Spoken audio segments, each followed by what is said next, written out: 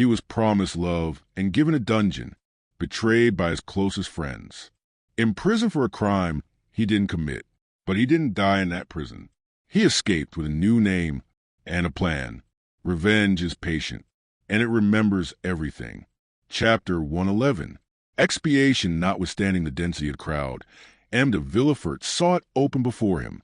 There is something so awe-inspiring in great afflictions that even in the worst times the first emotion of a crowd has generally been to sympathize with the sufferer in a great catastrophe. Many people have been assassinated in a tumult, but even criminals have rarely been insulted during trial. Thus Villefort passed through the mass of spectators and officers of Palais and withdrew. Though he had acknowledged his guilt, he was protected by his grief. There are some situations which men understand by instinct, but which reason is powerless to explain. In such cases the greatest poet is he who gives utterance to the most natural and vehement outburst of sorrow. Those who hear the bitter cry are as much impressed as if they listened to an entire poem, and when the sufferer is sincere, they are right in regarding his outburst as sublime. It would be difficult to describe the state of stupor in which Villefort left the Palais. Every pulse beat with feverish excitement. Every nerve was strained, every vein swollen, and every part of his body seemed to suffer distinctly from arrest, thus multiplying his agony 1,000-fold. He made his way along the corridors through force of habit. He threw aside his magisterial robe, not out of deference to etiquette, but because it was an unbearable burden, a veritable garb of Nessus, insatiate in torture. Having staggered as far as the Rue Dauphine, he perceived his carriage, awoke his sleeping coachman by opening the door himself, threw himself on the cushions, and pointed toward the Faubourg Saint-Honoré. The carriage drove on. All the weight of his fallen fortune seemed suddenly to crush him. He could not foresee the consequences. He could not contemplate the future with the indifference of a hardened criminal who merely faces a contingency already familiar. God was still in his heart. "God!" he murmured, not knowing what he said. "God! God!" Behind the event that had overwhelmed him, he saw the hand of God. The carriage rolled rapidly onward. Villefort, while turning restlessly on the cushions, felt something press against him. He put out his hand to remove the object. It was a fan which Madame de Villefort had left in the carriage. This fan awakened a recollection which darted through his mind like lightning. He thought of his wife. 50189M. "Oh!" he exclaimed, as though a red-hot iron were piercing his heart. During the last hour his own crime had alone been presented to his mind. Now another object, not less terrible, suddenly presented itself. His wife. He had just acted the inexorable judge with her. He had condemned her to death, and she, crushed by remorse, struck with terror, covered with the shame inspired by the eloquence of his irreproachable virtue, she, a poor weak woman, without help of the power of defending herself against his absolute and supreme will, she might at that very moment, perhaps, be preparing to die. An hour had elapsed since her condemnation. At that moment, doubtless, she was recalling all her crimes to her memory. She was asking pardon for her sins. Perhaps she was even writing a letter imploring forgiveness from her virtuous husband, a forgiveness she was purchasing with her death. Villefort again groaned with anguish and despair. "Ah!" he exclaimed, "that woman became criminal only from associating with me. I carried the infection of crime with me, and she has caught it as she would the typhus fever, the cholera, the plague. And yet I have punished her. I have dared to tell her. I have repent and die. But no, she must not die. She shall live, and with me we will flee from Paris and go as far as the earth reaches." I told her the scaffold. Oh, heavens! I forgot that it awaits me also. How could I pronounce that word? Yes, we will fly. I will confess all to her. I will tell her daily that I also have committed a crime. Oh, what an alliance, the tiger and the serpent, worthy wife of such as I am. She must live that my infamy may diminish hers. And Villefort dashed open the window in front of the carriage. "Faster, faster," he cried, in a tone which electrified the coachman. The horses, impelled by fear, flew towards the house. "Yes, yes," repeated Villefort, as he approached his home. "Yes, that woman must live. She must repent and educate my son, the sole survivor, with the exception of the indestructible old man, of the wreck of my house. She loves him. It was for his sake she has committed these crimes. We ought never to despair of softening the heart of a mother who loves her child. She will repent, and no one will know that she has been guilty. The events which have taken place in my house, though they now occupy the public mind, will be forgotten in time, or if, indeed, a few enemies should persist in remembering them, why then I will add them to my list of crimes. What would it signify if 1, 2, or 3 more added? My wife and child shall escape from this gulf, carrying treasures with them. She will live and may yet be happy, since her child, in whom all her love is centered, will be with her. I shall have performed a good action, and my heart will be lighter. And the procurer breathed more freely than he had done for some time. 50191M. The carriage stopped at the door of the house. Villefort leaped out of the carriage and saw that his servants were surprised at his early return. He could read no other expression on their features. Neither of them spoke to him. They merely stood aside to let him pass by. As usual, nothing more.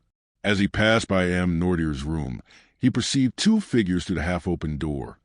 But he experienced no curiosity to know who was visiting his father. Anxiety carried him on further. "Come," he said, as he ascended the stairs leading to his wife's room. "Nothing has changed here." He then closed the door of the landing. "No one must disturb us," he said. "I must speak freely to her, accuse myself, and say—" He approached the door, touched the crystal handle, which yielded to his hand. "Not locked!" he cried. "That is well." And he entered the little room in which Edward slept. For though the child went to school during the day, his mother could not allow him to be separated from her at night. With a single glance Villefort's eye ran through the room. "Not here," he said. "Doubtless she is in her bedroom." He rushed towards the door, found it bolted, and stopped, shuddering. "Heloise!" he cried. He fancied he heard the sound of a piece of furniture being removed. "Heloise!" he repeated. "Who is there?" answered the voice of her he sought. He thought that voice more feeble than usual. "Open the door!" cried Villefort. "Open, it is I." But notwithstanding this request, notwithstanding the tone of anguish in which it was uttered, the door remained closed. Villefort burst it open with a violent blow. At the entrance of the room which led to her boudoir, Madame de Villefort was standing erect, pale, her features contracted, and her eyes glaring horribly. "Heloise, Heloise," he said. "What is the matter? Speak." The young woman extended her stiff white hands towards him. "It is done, monsieur," she said with a rattling noise which seemed to tear her throat. "What more do you want?" And she fell full length on the floor. Villefort ran to her and seized her hand, which convulsively clasped a crystal bottle with a golden stopper. Madame de Villefort was dead. Villefort, maddened with horror, stepped back to the threshold of the door, fixing his eyes on the corpse. "My son!" he exclaimed suddenly. "Where's my son? Edward, Edward!" And he rushed out of the room, still crying, "Edward, Edward!" The name was pronounced in such a tone of anguish that the servants ran up. "Where is my son?" asked Villefort. "Let him be removed from the house, that he may not see." "Master Edward is not downstairs, sir," replied the valet. "Then he must be playing in the garden. Go and see." 5019 3M. No, sir. Madame de Villefort sent for him half an hour ago. He went into her room and has not been downstairs since. A cold perspiration burst out on Villefort's brow. His legs trembled, and his thoughts flew about madly in his brain like the wheels of a disordered watch. "In Madame de Villefort's room?" he murmured, and slowly returned, with one hand wiping his forehead, and with the other supporting himself against the wall. To enter the room, he must again see the body of his unfortunate wife. To call Edward, he must reawaken the echo of that room which now appeared like a sepulchre. To speak seemed like violating the silence of the tomb. His tongue was paralyzed in his mouth. "Edward," he stammered, "Edward." The child did not answer. Where, then, could he be if he had entered his mother's room and not since returned? He stepped forward. The corpse of Madame de Villefort was stretched across the doorway leading to a room in which Edward must be. Those glaring eyes seemed to watch over the threshold, and the lips bore the stamp of a terrible and mysterious irony. Through the open door was visible a portion of the boudoir, containing an upright piano and a blue satin couch. Villefort stepped forward 2 or 3 paces, and beheld his child lying, no doubt asleep, on the sofa. The unhappy man uttered an exclamation of joy. A ray of light seemed to penetrate the abyss of despair and darkness. He had only to step over the corpse, enter the boudoir, take the child in his arms, and flee far, far away. Villefort was no longer the civilized man. He was a tiger hurt unto death, gnashing his teeth in his wound. He no longer feared realities, but phantoms. He leaped over the corpse as if it had been a burning brazier. He took the child in his arms, embraced him, shook him, called him, but the child made no response. He pressed his burning lips to the cheeks, but they were icy cold and pale. He felt the stiffened limbs. He pressed his hand upon the heart, but it no longer beat. The child was dead. A folded paper fell from Edward's breast. Villefort, thunderstruck, fell upon his knees. The child dropped from his arms and rolled on the floor by the side of its mother. He picked up the paper and, recognizing his wife's writing, ran his eyes rapidly over its contents. It ran as follows: "You know that I was a good mother. Since it was for my son's sake I became criminal. A good mother cannot depart without her son." Villefort could not believe his eyes. He could not believe his reason. He dragged himself towards the child's body and examined it as a lioness contemplates its dead cub. Then a piercing cry escaped from his breast, and he cried, "Still the hand of God!" The presence of the two victims alarmed him. He could not bear solitude shared only by two corpses. Until then he had been sustained by rage, by his strength of mind, by despair, by the supreme agony which led the Titans to scale the heavens and Ajax to defy the gods.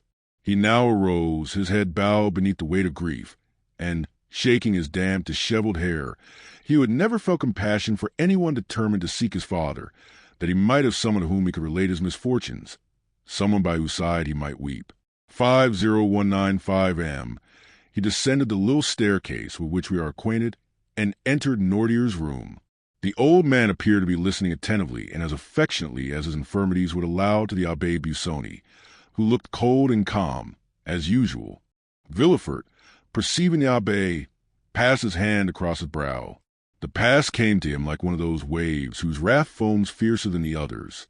He recollected the call he had made upon him after the dinner at Auteuil, and then the visit the abbé had himself paid to his house on the day of Valentine's death. "You here, sir?" he exclaimed. "Do you then never appear but to act as an escort to death?"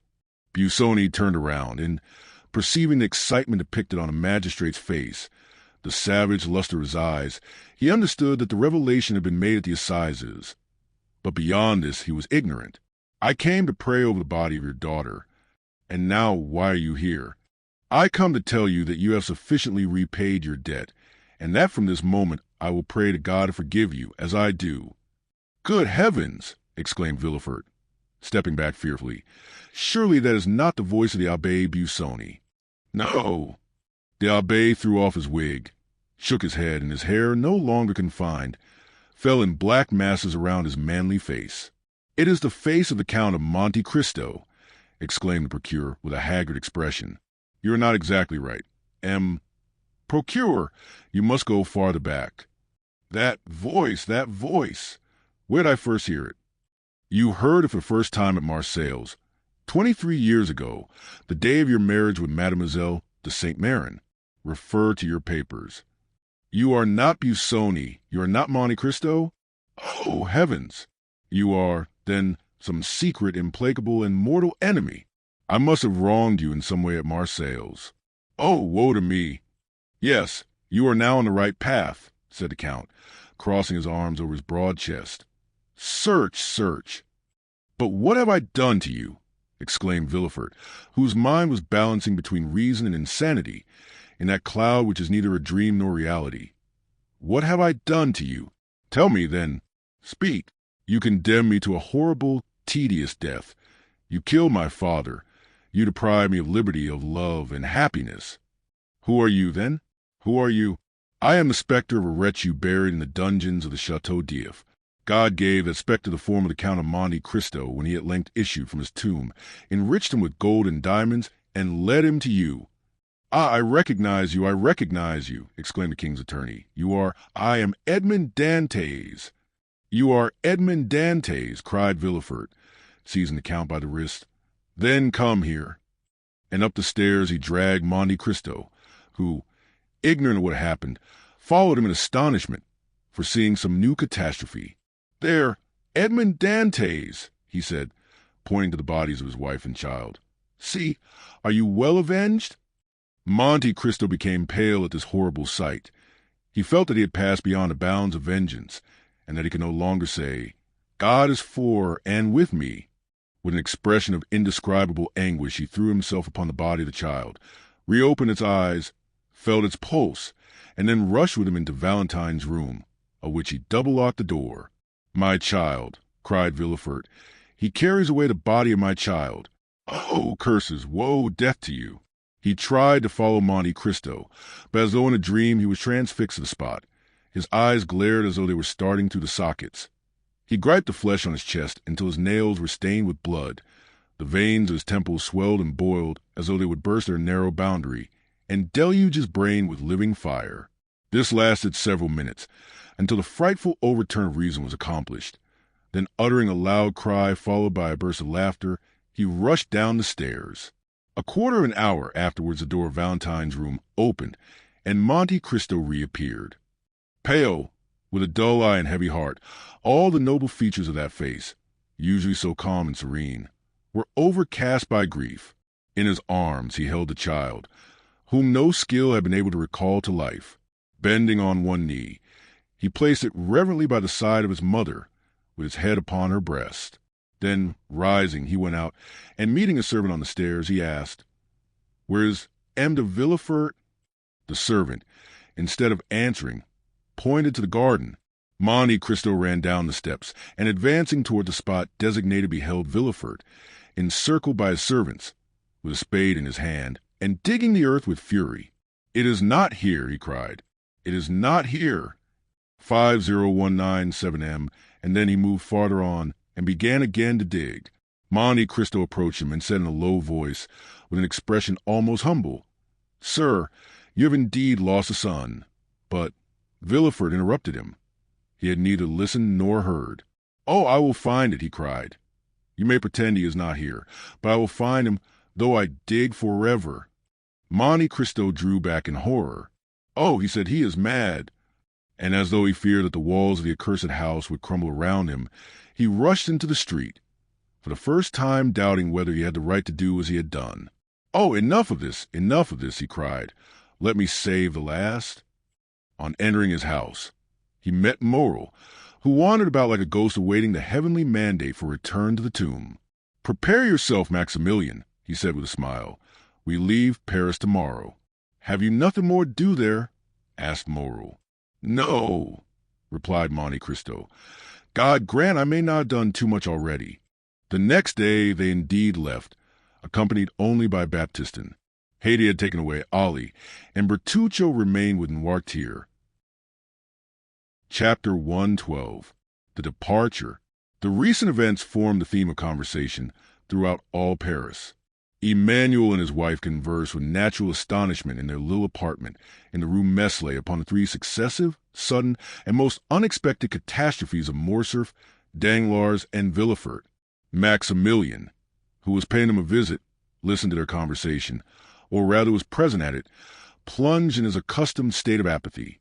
"Indeed," said Julie, "might we not almost fancy, Emmanuel, that those people so rich, so happy but yesterday, have forgotten in their prosperity that an evil genius, like the wicked fairies in Perrault's stories who present themselves unbidden at a wedding or baptism, hovered over them, and appeared all at once to revenge himself for their fatal neglect?"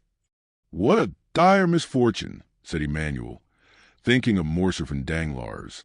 "What dreadful sufferings," said Julie, remembering Valentine, but whom, with a delicacy natural to women, she did not name before her brother.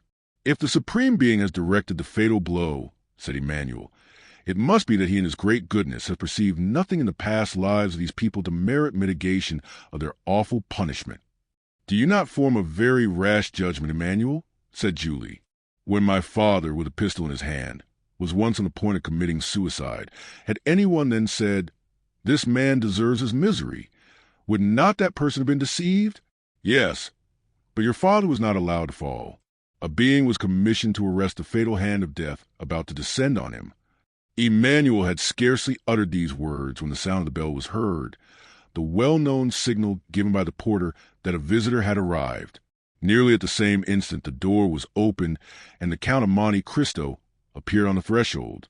The young people uttered a cry of joy, while Maximilian raised his head, but let fall again immediately. 50201M. Maximilian, said the Count, without appearing to notice the different impressions which his presence produced on the little circle, I come to seek you. To seek me? Repeated Morrel, as if awakening from a dream. Yes, said Monte Cristo. Has it not been agreed that I should take you with me? And did I not tell you yesterday prepare for departure? I am ready, said Maximilian. I came expressly to wish them farewell. Whither are you going, Count? Asked Julie. In the first instance to Marseilles, madam.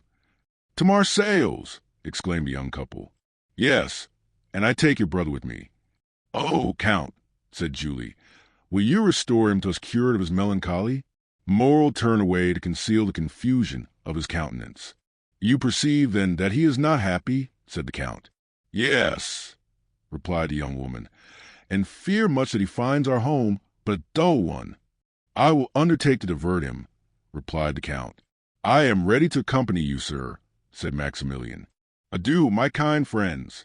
Emmanuel, Julie, farewell. How farewell? Exclaimed Julie. Do you leave us thus, so suddenly, without any preparations for your journey, without even a passport? Needless delays but increase the grief of parting, said Monte Cristo, and Maximilian has doubtless provided himself with everything requisite. At least, I advise him to do so. I have a passport, and my clothes are already packed, said Morrel in his tranquil but mournful manner. Good, said Monte Cristo, smiling. In these prompt arrangements we recognize the order of a well-disciplined soldier. And you leave us, said Julie, at a moment's warning? You do not give us a day, no, not even an hour before your departure? My carriage is at the door, madam, and I must be in Rome in 5 days. But does Maximilian go to Rome? Exclaimed Emmanuel. I am going wherever it may please the Count to take me, said Morrel, with a smile full of grief. I am under his orders for the next month. Oh, heavens! How strangely he expresses himself, Count, said Julie. Maximilian goes with me, said the Count, in his kindest and most persuasive manner. Therefore do not make yourself uneasy on your brother's account. Once more farewell, my dear sister. Emmanuel, adieu! Morrel repeated. His carelessness and indifference touch me to the heart, said Julie. Oh, Maximilian, Maximilian, you are certainly concealing something from us. Pshaw, said Monte Cristo. You will see him return to you gay, smiling and joyful. Maximilian cast a look of disdain, almost of anger, on the Count. We must leave you, said Monte Cristo. 50203M. Before you quit us, Count, said Julie, will you permit us to express to you all of the other day? Madam, interrupted the Count, taking her 2 hands in his, all that you could say in words would never express what I read in your eyes. The thoughts of your heart are fully understood by mine. Like benefactors and romances, I should have left you without seeing you again, but that would have been a virtue beyond my strength, because I am a weak and vain man, fond of tender, kind, and thankful glances of my fellow creatures. On the eve of departure I carry my egotism so far as to say, do not forget me, my kind friends, for probably you will never see me again. Never see you again? Exclaimed Emmanuel, while 2 large tears rolled down Julie's cheeks. Never behold you again? It is not a man, then, but some angel that leaves us, and this angel is on the point of return to heaven after having appeared on earth to do good. Say not so, quickly returned Monte Cristo. Say not so, my friends. Angels never err. Celestial beings remain where they wish to be. Fate is not more powerful than they. It is they who, on the contrary, overcome fate. No, Emmanuel, I am but a man, and your admiration is as unmerited as your words are sacrilegious. And pressing his lips on the hand of Julie, who rushed into his arms, he extended his other hand to Emmanuel. Then, tearing himself from this abode of peace and happiness, he made a sign to Maximilian, who followed him passively, with the indifference which had been perceptible in him ever since the death of Valentine had so stunned him. Restore my brother to peace and happiness, whispered Julie to Monte Cristo, and the Count pressed her hand in reply, as he had done 11 years before on the staircase, leading to moral study. "You still confide, then, in Sinbad the sailor?" asked he, smiling. "Oh, yes," was the ready answer. "Well, then, sleep in peace and put your trust in the Lord." As we have before said, the post-chaise was waiting, for powerful horses were already pawing the ground with impatience, while Ali, apparently just arrived from a long walk, was standing at the foot of the steps, his face bathed in perspiration. "Well," asked the Count in Arabic, "have you been to see the old man?" Ali made a sign in the affirmative. "And have you placed a letter before him, as I ordered you to do?" The slave respectfully signalized that he had. "And what did he say, or rather do?" Ali placed himself in the light, so that his master might see him distinctly, and then imitating in his intelligent manner the countenance of the old man, he closed his eyes, as Noirtier was in the custom of doing when saying yes. "Good. He accepts," said Monte Cristo. "Now let us go. 50205 M." These words had scarcely escaped him when the carriage was on its way, and the feet of the horses struck a shower of sparks from the pavement. Maximilian settled himself in his corner without uttering a word. Half an hour had passed when the carriage stopped suddenly. The Count had just pulled the silken check-string, which was fastened to Ali's finger. The Nubian immediately descended and opened the carriage door. It was a lovely starlight night. They had just reached the top of the hill village from whence Paris appears like a somber sea tossing its millions of phosphoric waves into light. Waves indeed more noisy, more passionate, more changeable, more furious, more greedy than those of the tempestuous ocean. Waves which never rest as those of the sea sometimes do. Waves ever dashing, ever foaming, ever engulfing what falls within their grasp. The Count stood alone, and at a sign from his hand, the carriage went on for a short distance. With folded arms, he gazed for some time upon the great city. When he had fixed his piercing look on this modern Babylon, which equally engages the contemplation of the religious enthusiast, the materialist, and the scoffer, "Great city," murmured he, inclining his head, and joining his hands as if in prayer, "less than 6 months have elapsed since first I entered thy gates. I believe that the Spirit of God led my steps to thee, and that he also enables me to quit thee in triumph. The secret cause of my presence within thy walls I confided alone to him who only has had the power to read my heart. God only knows that I retire from thee without pride or hatred, but not without many regrets. He only knows that the power confided to me has never been made subservient to my personal good or any useless cause. O great city, it is in thy palpitating bosom that I have found that which I sought. Like a patient miner, I have dug deep into thy very entrails to root out evil thence. Now my work is accomplished, my mission is terminated. Now thou canst neither afford me pain nor pleasure. Adieu, Paris, adieu." His look wandered over the vast plain like that of some genius of night. He passed his hand over his brow, got into the carriage. The door was closed on him, and the vehicle quickly disappeared down the other side of the hill in a whirlwind of dust and noise. 10 leagues were passed, and not a single word was uttered. Moreau was dreaming, and Monte Cristo was looking at the dreamer. "Moreau," said the Count to him at length, "do you repent having followed me?" "No, Count, but to leave Paris." "If I thought happiness might await you in Paris, Moreau, I would have left you there. Valentine reposes within the walls of Paris, and to leave Paris is like losing her a second time." "Maximilian," said the Count, "the friends that we have lost do not repose in the bosom of the earth, but are buried deep in our hearts, and it has been thus ordained that we may always be accompanied by them. I have 2 friends who in this way never depart from me, the one who gave me being and the other who conferred knowledge and intelligence on me. Their spirits live in me. I consult them when doubtful, and if I ever do any good, it is due to their beneficent counsels. Listen to the voice of your heart, Moreau, and ask it whether you ought to preserve this melancholy exterior towards me." "My friend," said Maximilian, "the voice of my heart is very sorrowful, and promises me nothing but misfortune. It is a way of weakened minds to see everything through a black cloud. The soul forms its own horizons. Your soul is darkened, and consequently the sky of the future appears stormy and unpromising." "That may possibly be true," said Maximilian, and he again subsided into his thoughtful mood. The journey was performed with that marvelous rapidity which the unlimited power of the Count ever commanded. Towns fled from them like shadows on their path, and trees shaken by the first winds of autumn seemed like giants madly rushing on to meet them, and retreating as rapidly when once reached. The following morning they arrived at Chalons, where the Count's steamboat waited for them. Without the loss of an instant, the carriage was placed on board, and the two travelers embarked without delay. The boat was built for speed. Her two paddle wheels were like two wings with which she skimmed the water like a bird. Morel was not insensible to that sensation of delight, which is generally experienced in passing rapidly through the air, and the wind which occasionally raised a hair from his forehead seemed on the point of dispelling momentarily the clouds collected there. As the distance increased between the travelers and Paris, almost superhuman serenity appeared to surround the Count. He might have been taken for an exile about to revisit his native land. Ere long Marseilles presented herself to view, Marseilles white, fervid, full of life and energy. Marseilles, the younger sister of Tyre and Carthage, the successor to them in the empire of the Mediterranean. Marseilles, old, yet always young.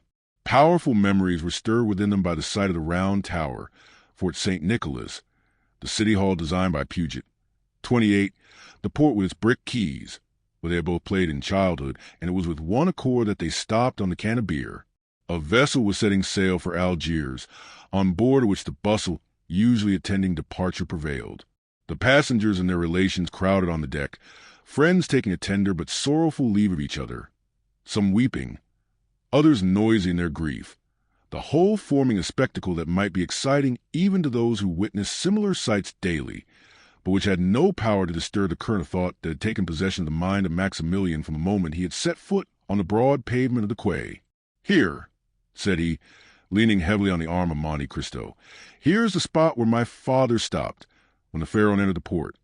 It was here that the good old man, whom you saved from death and dishonor, threw himself into my arms.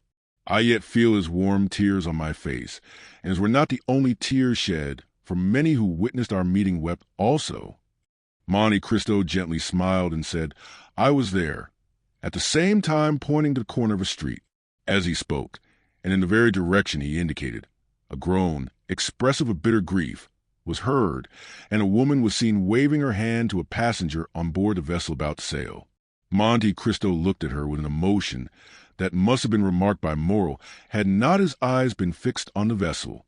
"Oh, heavens!" exclaimed Morel. "I do not deceive myself. That young man who is waving his hat, that youth in the uniform of lieutenant, is Albert de Morcerf." "Yes," said Monte Cristo, "I recognize him." "How so? You were looking the other way." 50209M. The Count smiled, as he was in the habit of doing when he did not want to make any reply, and he again turned toward the veiled woman, who soon disappeared at the corner of the street. Turning to his friend, "Dear Maximilian," said the Count, "have you nothing to do in this land?" "I have to weep over the grave of my father," replied Morel in a broken voice. "Well, then go. Wait for me there, and I will soon join you." "You leave me, then?" "Yes, I also have a pious visit to pay." Morel allowed his hand to fall into that which the Count extended to him. Then, with an inexpressibly sorrowful inclination of the head, he quitted the Count and bent his steps to the east of the city. Monte Cristo remained on the same spot until Maximilian was out of sight. He then walked slowly toward the Allées de Mailhan to seek out a small house with which our readers were made familiar at the beginning of this story. It yet stood, under the shade of the fine avenue of lime trees, which forms one of the most frequent walks of the idlers of Marseilles, covered by an immense vine, which spreads its aged and blackened branches over the stone front, burnt yellow by the ardent sun of the south. 2 stone steps worn away by the friction of many feet led to the door, which was made of 3 planks. The door had never been painted or varnished.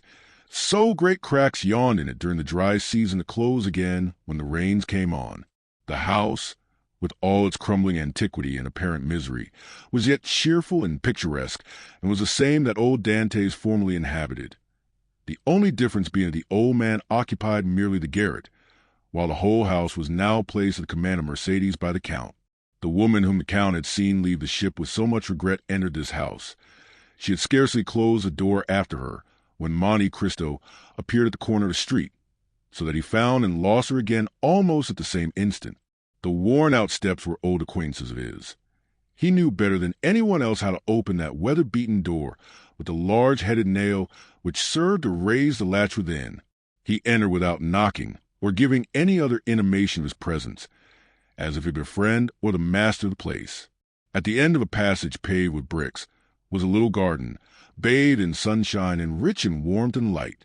In this garden Mercedes had found, at the place indicated by the Count, the sum of money which he, through a sense of delicacy, had described as having been placed there 24 years previously.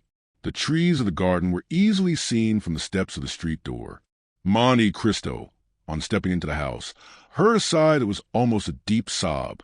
He looked in the direction whence it came, and there under an arbor of Virginia jessamine, 29 with its thick foliage and beautiful long purple flowers, he saw Mercedes seated, with her head bowed and weeping bitterly. She had raised her veil, and with her face hidden by her hands was giving free scope to the sighs and tears which had been so long restrained by the presence of her son. Monte Cristo advanced a few steps, which were heard on the gravel. Mercedes raised her head and uttered a cry of terror on beholding a man before her. 50211M.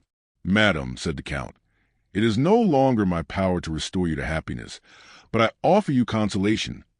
Will you deign to accept it as coming from a friend? I am, indeed, most wretched, replied Mercedes. Alone in the world, I have but my son, and he has left me. He possesses a noble heart, madam, replied the Count, and he has acted rightly. He feels that every man owes a tribute to his country. Some contribute their talents, others their industry. These devote their blood, those their nightly labors, to the same cause.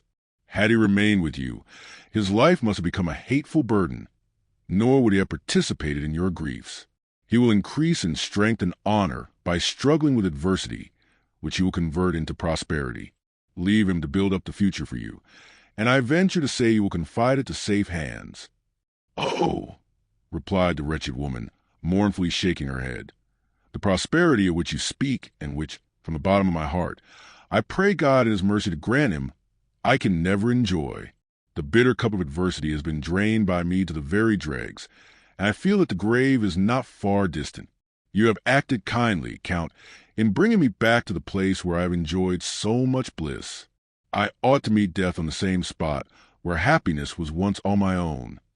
Alas, said Monte Cristo, your words sear and embitter my heart, the more so as you have every reason to hate me.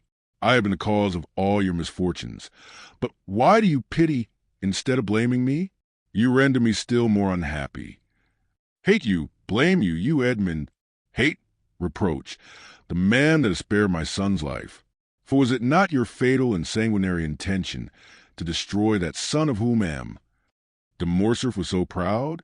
Oh, look at me closely and discover, if you can, even the semblance of reproach in me.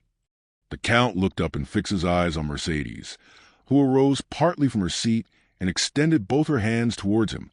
Oh, look at me, continued she, with a feeling of profound melancholy. My eyes no longer dazzle by their brilliancy, for the time has long fled since I used to smile on Edmond Dantès, who anxiously looked out for me from the window of yonder garret, then inhabited by his old father. Years of grief have created an abyss between those days and the present. I neither reproach you nor hate you, my friend. Oh, no, Edmond. It is myself that I blame, myself that I hate. Oh, miserable creature that I am, cried she, clasping her hands and raising her eyes to heaven. I once possessed piety, innocence, and love, the three ingredients of the happiness of angels, and now what am I? Monte Cristo approached her and silently took her hand. No, said she, withdrawing it gently. No, my friend, touch me not. You have spared me, yet of all those who have fallen under your vengeance, I was the most guilty. They were influenced by hatred, by avarice, and by self-love, but I was base, and for want of courage acted against my judgment. Nay, do not press my hand. Edmond, you are thinking, I am sure, of some kind speech to console me, but do not utter it to me. Reserve it for others more worthy of your kindness. See, and she exposed her face completely to view. See, misfortune has silvered my hair. My eyes have shed so many tears that they are encircled by a rim of purple, and my brow is wrinkled. You, Edmond, on the contrary, you are still young, handsome, dignified. It is because you have had faith, because you have had strength, because you have had trust in God, and God has sustained you. But as for me, I have been a coward. I have denied God, and he has abandoned me. 50213M. Mercedes burst into tears. Her woman's heart was breaking under its load of memories. Monte Cristo took her hand and imprinted a kiss on it, but she herself felt that it was a kiss of no greater warmth than he would have bestowed on the hand of some marble statue of a saint. It often happens, continued she, that a first fall destroys the prospect of a whole life. I believed you dead. Why did I survive you? What good has it done me to mourn for you eternally in the secret recesses of my heart, only to make a woman of 39 look like a woman of 50? Why, having recognized you, and I the only one to do so, why was I able to save my son alone? Ought I not also to have rescued the man that I had accepted for a husband? Guilty though he were, yet I let him die. What I say? Oh, merciful heavens, was I not accessory to his death by my supine insensibility, by my contempt for him, not remembering, or not willing to remember, that it was for my sake he had become a traitor and a perjurer? In what am I benefited by accompanying my son so far, since I now abandon him, and allow him to depart alone to the baneful climate of Africa? Oh, I have been base, cowardly, I tell you. I have abjured my affections, and like all renegades, I am of evil omen to those who surround me. No, Mercedes, said Monte Cristo. No, you judge yourself with too much severity. You are a noble-minded woman, and it was your grief that disarmed me. Still I was but an agent, led on by an invisible and offended deity, who chose not to withhold the fatal blow that I was destined to hurl. I take that God to witness, at whose feet I have prostrated myself daily for the last 10 years, that I would have sacrificed my life to you, and with my life the projects that were indissolubly linked with it. But, and I say it with some pride, Mercedes, God needed me and I lived. Examine the past and the present, and endeavor to dive into futurity, and then say whether I am not a divine instrument. The most dreadful misfortunes, the most frightful sufferings, the abandonment of all those who loved me, the persecution of those who did not know me, formed the trials of my youth, when suddenly, from captivity, solitude, misery, I was restored to light and liberty, and became the possessor of a fortune so brilliant, so unbounded, so unheard of, that I must have been blind not to be conscious that God had endowed me with it to work out his own great designs. From that time I looked upon this fortune as something confided to me for a particular purpose. Not a thought was given to a life which you once, Mercedes, had the power to render blissful. Not 1 hour of peaceful calm was mine, but I felt myself driven on like an exterminating angel. Like adventurous captains about to embark on some enterprise full of danger, I laid in my provisions, I loaded my weapons, I collected every means of attack and defense. I inured my body to the most violent exercises, my soul to the bitterest trials. I taught my arm to slay, my eyes to behold excruciating sufferings, and my mouth to smile at the most horrid spectacles. Good-natured, confiding, and forgiving as I had been, I became revengeful, cunning, and wicked, or rather, immovable as fate. Then I launched out into the path that was open to me. I overcame every obstacle and reached the goal, but woe to those who stood in my pathway. 50215M. Enough, said Mercedes. Enough, Edmond. Believe me, that she who alone recognized you has been the only one to comprehend you. And had she crossed your path, and you had crushed her like glass, still, Edmond, still she must have admired you, like the gulf between me and the past. There is an abyss between you, Edmond, and the rest of mankind. And I tell you freely that the comparison I draw between you and other men will ever be one of my greatest tortures. No, there is nothing in the world to resemble you in worth and goodness. But we must say farewell, Edmond, and let us part. Before I leave you, Mercedes, have you no request to make? Said the Count. I desire but one thing in this world, Edmond, the happiness of my son. Pray to the Almighty to spare his life, and I will take upon myself to promote his happiness. Thank you, Edmond, but have you no request to make for yourself, Mercedes? For myself I want nothing. I live, as it were, between two graves. One is that of Edmond Dantès, lost to me long, long since. He had my love. That word becomes my faded lip now, but it is a memory dear to my heart, and one that I would not lose for all that the world contains. The other grave is that of the man who met his death in the hand of Edmond Dantès. I approve of the deed, but I must pray for the dead." "Your son shall be happy, Mercedes," repeated the Count. "Then I shall enjoy as much happiness as this world can possibly confer. But what are your intentions?" Mercedes smiled sadly. "To say that I shall live here, like the Mercedes of other times, gaining my bread by labor, would not be true, nor would you believe me. I have no longer the strength to do anything but to spend my days in prayer. However, I shall have no occasion to work, for the little sum of money buried by you, and which I found in the place you mentioned, will be sufficient to maintain me. Rumor will probably be busy respecting me, my occupations, my manner of living. That will signify but little that concerns God, you, and myself." "Mercedes," said the Count, "I do not say to blame you, but you made an unnecessary sacrifice in relinquishing the whole of the fortune amassed by Edmond de Morcerf. Half of it at least by right belonged to you, in virtue of your vigilance and economy. I perceive what you are intending to propose to me, but I cannot accept it. Edmond, my son, would not permit it.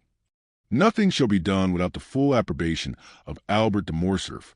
I will make myself acquainted with his intentions and will submit to them.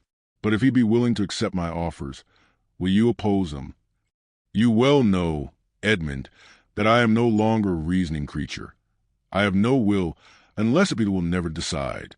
I have been so overwhelmed by the many storms that have broken over my head, that I am become passive in the hands of the Almighty, like a sparrow in the talons of an eagle. I live, because it is not ordained for me to die. If succor be sent to me, I will accept it." "Ah, madam," said Monte Cristo, "you should not talk thus. It is not so we should evince our resignation to the will of heaven. On the contrary, we are all free agents." "Alas!" exclaimed Mercedes. "If it were so, if I possessed free will, but without the power to render that will efficacious, it would drive me to despair." Monte Cristo dropped his head and shrank from the vehemence of her grief. "Will you not even say you will see me again?" he asked.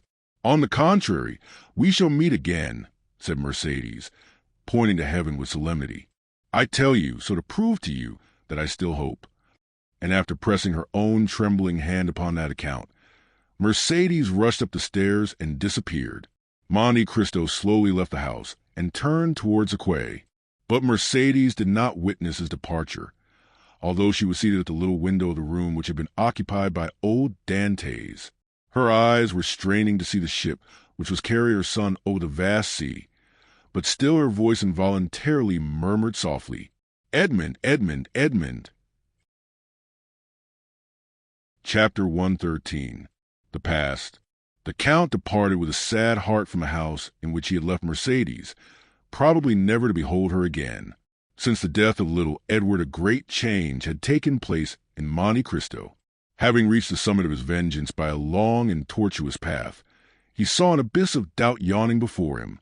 More than this, the conversation which had just taken place between Mercedes and himself had awakened so many recollections in his heart that he felt it necessary to combat with them. A man of the Count's temperament could not long indulge in that melancholy which can exist in common minds, but which destroys superior ones. He thought he must have made an error in his calculations if he now found cause to blame himself. "I cannot have deceived myself," he said. "I must look upon the past in a false light. What," he continued, "can I have been following a false path? Can the end which I propose be a mistaken end?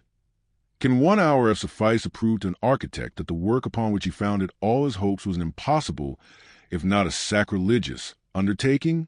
I cannot reconcile myself to this idea. It would madden me. The reason why I am now dissatisfied is that I have not a clear appreciation of the past.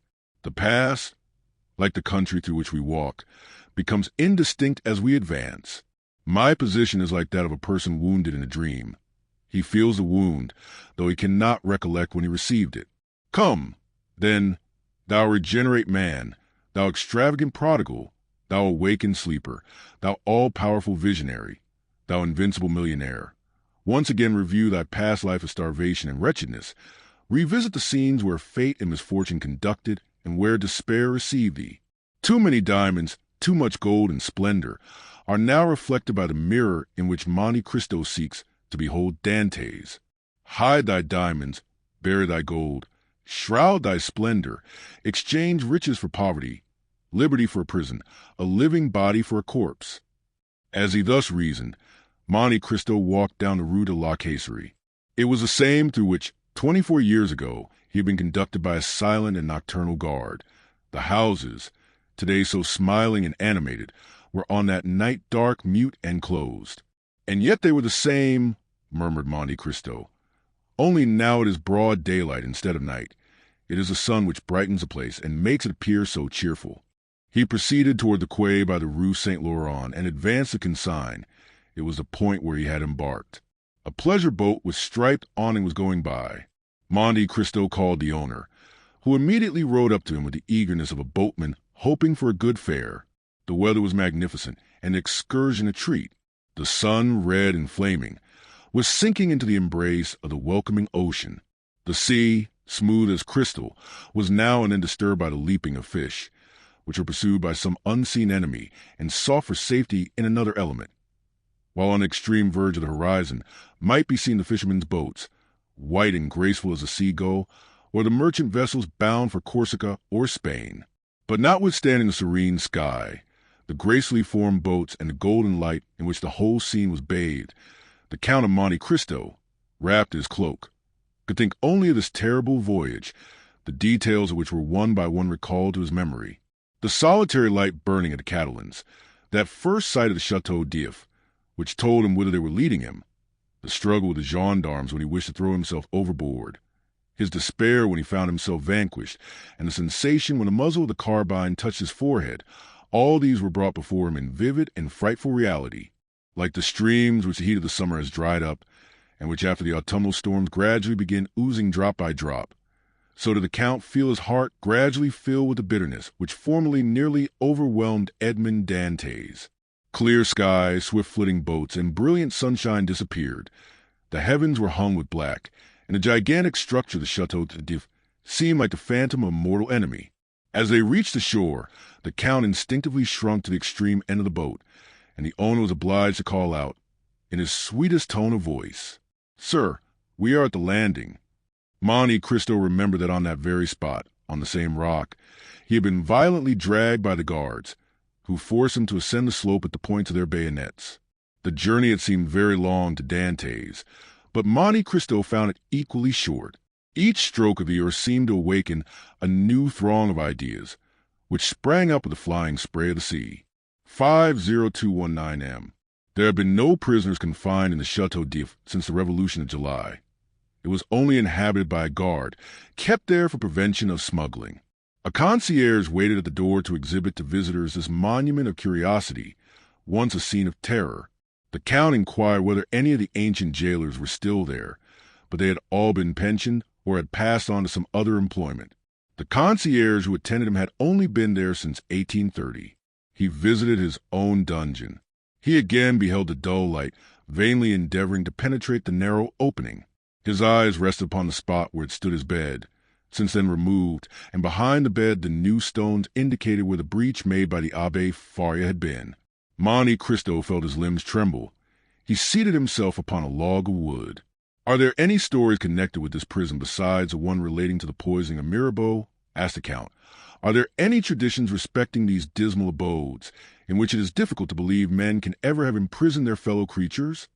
"Yes, sir. Indeed, the jailer Antoine told me one connected with this very dungeon." Monte Cristo shuddered. Antoine had been his jailer. He had almost forgotten his name and face, but at the mention of the name he recalled his person as he used to see it, the face encircled by a beard, wearing the brown jacket, the bunch of keys, the jingling of which he still seemed to hear. The Count turned around, and fancied he saw him in the corridor, rendered still darker by the torch carried by the concierge. "Would you like to hear the story, sir?" "Yes, relate it," said Monte Cristo, pressing his hand to his heart to still its violent beatings. He felt afraid of hearing his own history.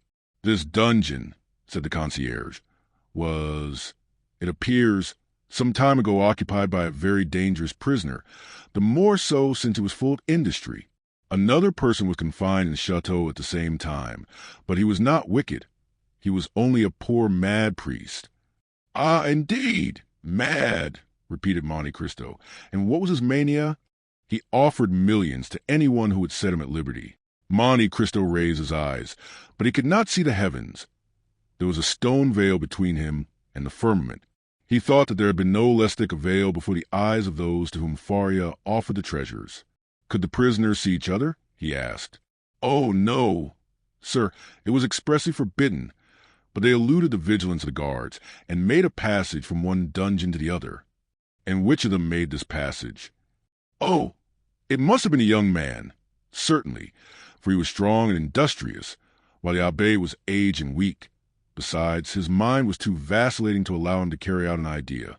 Blind fools, murmured the Count. However, be that as it may, the young man made a tunnel. How or by what means no one knows. But he made it, and there is the evidence yet remaining of his work. Do you see it? And the man held the torch to the wall. 50223 M. Ah, yes, I see, said the Count, in a voice hoarse from emotion. The result was that the two men communicated with one another. How long they did so, nobody knows. One day the old man fell ill and died. Now guess what the young one did. Tell me. He carried off the corpse, which he placed in his own bed with its face to the wall. Then he entered the empty dungeon, closed the entrance, and slipped into the sack which had contained the dead body. Did you ever hear of such an idea? Monte Cristo closed his eyes and seemed again to experience all the sensations he had felt when the coarse canvas, yet moist with the cold dews of death, had touched his face. The jailer continued. Now this was his project. He fancied that they buried the dead at the Chateau d'If, and imagining they would not expend much labor on the grave of a prisoner, he calculated on raising the earth with his shoulders. But unfortunately their arrangements at the chateau frustrated his projects. They never buried the dead. They merely attached a heavy cannonball to the feet and then threw them into the sea. This is what was done. The young man was thrown from the top of the rock. The corpse was found on the bed next day, and the whole truth was guessed.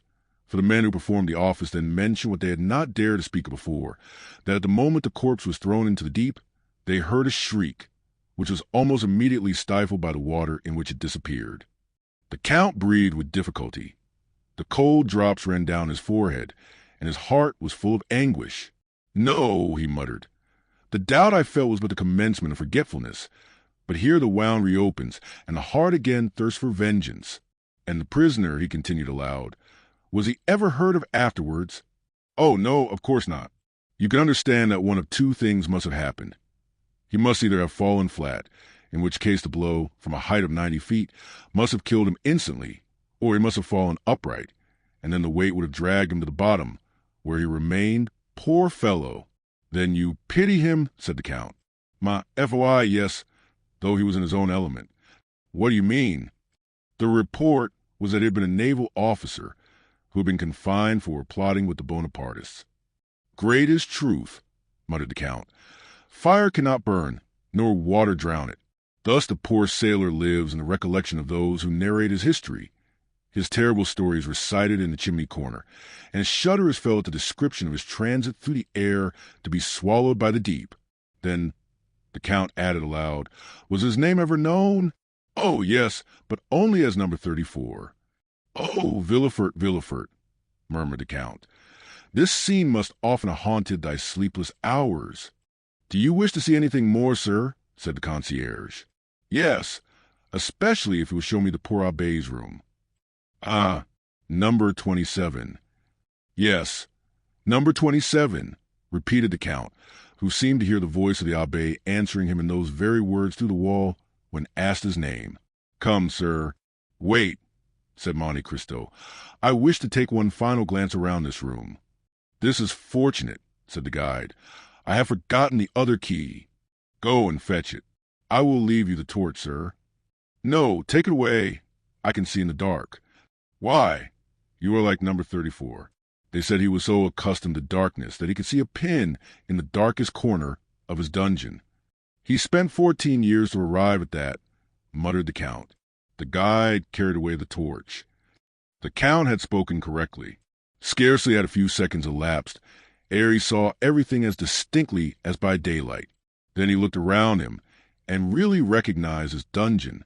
Yes, he said, there is a stone upon which I used to sit. There's an impression made by my shoulders on the wall. There's the mark of my blood made when one day I dashed my head against the wall. Oh, those figures, how well I remember them. I made them one day to calculate the age of my father, that I might know whether I should find him still living, and that of Mercedes, to know if I should find her still free. After finishing that calculation, I had a minute's hope. I did not reckon upon hunger and infidelity, and a bitter laugh escaped the Count. He saw in fancy the burial of his father and the marriage of Mercedes. On the other side of the dungeon, he perceived an inscription, the white letters of which were still visible on the green wall. "Oh, God," he read, "preserve my memory." "Oh, yes," he cried. That was my only prayer at last. I no longer begged for liberty but memory. I dreaded to become mad and forgetful. "Oh, God, thou hast preserved my memory. I thank thee, I thank thee."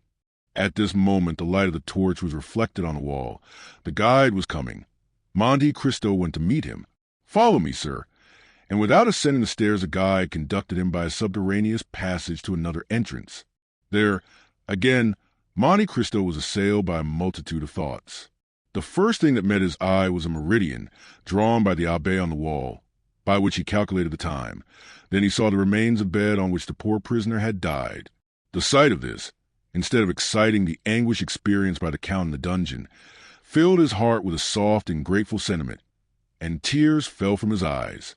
This is what Mad Abbé was kept, sir, and that is where the young man entered. And the guide pointed to the opening, which had remained unclosed. From the appearance of the stone, he continued, a learned gentleman discovered that the prisoners might have communicated together for 10 years. Poor things! Those must have been 10 weary years. Dantès took some louis from his pocket and gave him to the man who had twice unconsciously pitied him. The guide took them, thinking them merely a few pieces of little value, but the light of the torch revealed their true worth. "Sir," he said, "you have made a mistake. You have given me gold." "I know it." The concierge looked upon the Count with surprise. "Sir," he cried, scarcely able to believe his good fortune. "Sir, I cannot understand your generosity." "Oh, it is very simple, my good fellow. I have been a sailor, and your story touched me more than it would others. Then, sir, since you are so liberal, I ought to offer you something. 50227M. What have you to offer to me, my friend? Shells? Straw work? Thank you. No, sir, neither of those. Something connected with the story. Really? What is it? Listen, said the guide. I said to myself, something is always left in a cell inhabited by one prisoner for 15 years. So I began to sound the wall. "Ah!" cried Monte Cristo, remembering the abbé's 2 hiding places. After some search, I found that the floor gave a hollow sound near the head of the bed and at the hearth. "Yes," said the Count, "yes." I raised the stones and found a rope ladder and some tools. "How do you know that?" asked the guide in astonishment. "I do not know. I only guess it, because that sort of thing is generally found in prisoners' cells." "Yes, sir, a rope ladder and tools." "And have you them yet?" "No, sir. I sold them to visitors, who consider them great curiosities, but I have still something left." "What is it?" asked the Count impatiently. "A sort of book written upon strips of cloth." "Go and fetch it, my good fellow, and if it be what I hope, you will do well." "I will run for it, sir," and the guide went out.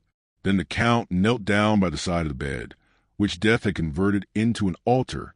"Oh, second father," he exclaimed, "thou who hast given me liberty, knowledge, riches, thou who, like beings of superior order to ourselves, couldst understand the science of good and evil, if in the depths of the tomb there still remains something within us which can respond to the voice of those who are left on earth, if after death the soul ever revisit the places where we have lived and suffered, then, noble heart, sublime soul, then I conjure thee by the paternal love thou didst bear me, by the filial obedience I vowed to thee, grant me some sign, some revelation. Remove from me the remains of doubt, which, if it change not to conviction, must become remorse." The Count bowed his head and clasped his hands together. "Here, sir," said a voice behind him. Monte Cristo shuddered and arose. The concierge held out the strips of cloth upon which the Abbé Faria had spread the riches of his mind. The manuscript was a great work by the Abbé Faria upon the kingdoms of Italy. The Count seized it hastily. His eyes immediately fell upon the epigraph, and he read, "Thou shalt tear out the dragon's teeth, and shalt trample the lions under foot, saith the Lord." "Ah," he exclaimed, "here's my answer. Thanks, father, thanks." And feeling in his pocket, he took thence a small pocket-book, which contained 10 banknotes, each of 1,000 francs. "Here," he said, "take this pocket-book. Do you give it to me?" "Yes, but only on condition that you will not open it till I am gone." And placing in his breast a treasure he had just found, which was more valuable to him than the richest jewel, he rushed out a corridor, and reaching his boat, cried, "To Marseilles!" Then, as he departed, he fixed his eyes upon the gloomy prison. "Woe!" he cried, "to those who can find me in that wretched prison, and woe to those who forgot that I was there. 50229M. As he repassed the Catalans, the Count turned around, and burying his head in his cloak, murmured the name of a woman. The victory was complete. Twice he had overcome his doubts. The name he pronounced, in a voice of tenderness, amounting almost to love, was that of Haiti. On landing, the Count turned toward the cemetery, where he felt sure of finding Moreau. He, too, 10 years ago, had piously sought out a tomb and sought it vainly. He, who returned to France with millions, had been unable to find the grave of his father, who had perished from hunger. Moreau had indeed placed a cross over the spot, but it had fallen down, and the grave digger had burnt it, as he did all the old wood in the churchyard. The worthy merchant had been more fortunate. Dying in the arms of his children, he had been by them laid by the side of his wife, who had preceded him in eternity by 2 years.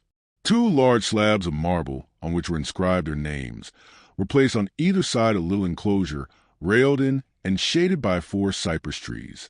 Moreau was leaning against one of these, mechanically fixing his eyes on the graves. His grief was so profound that he was nearly unconscious.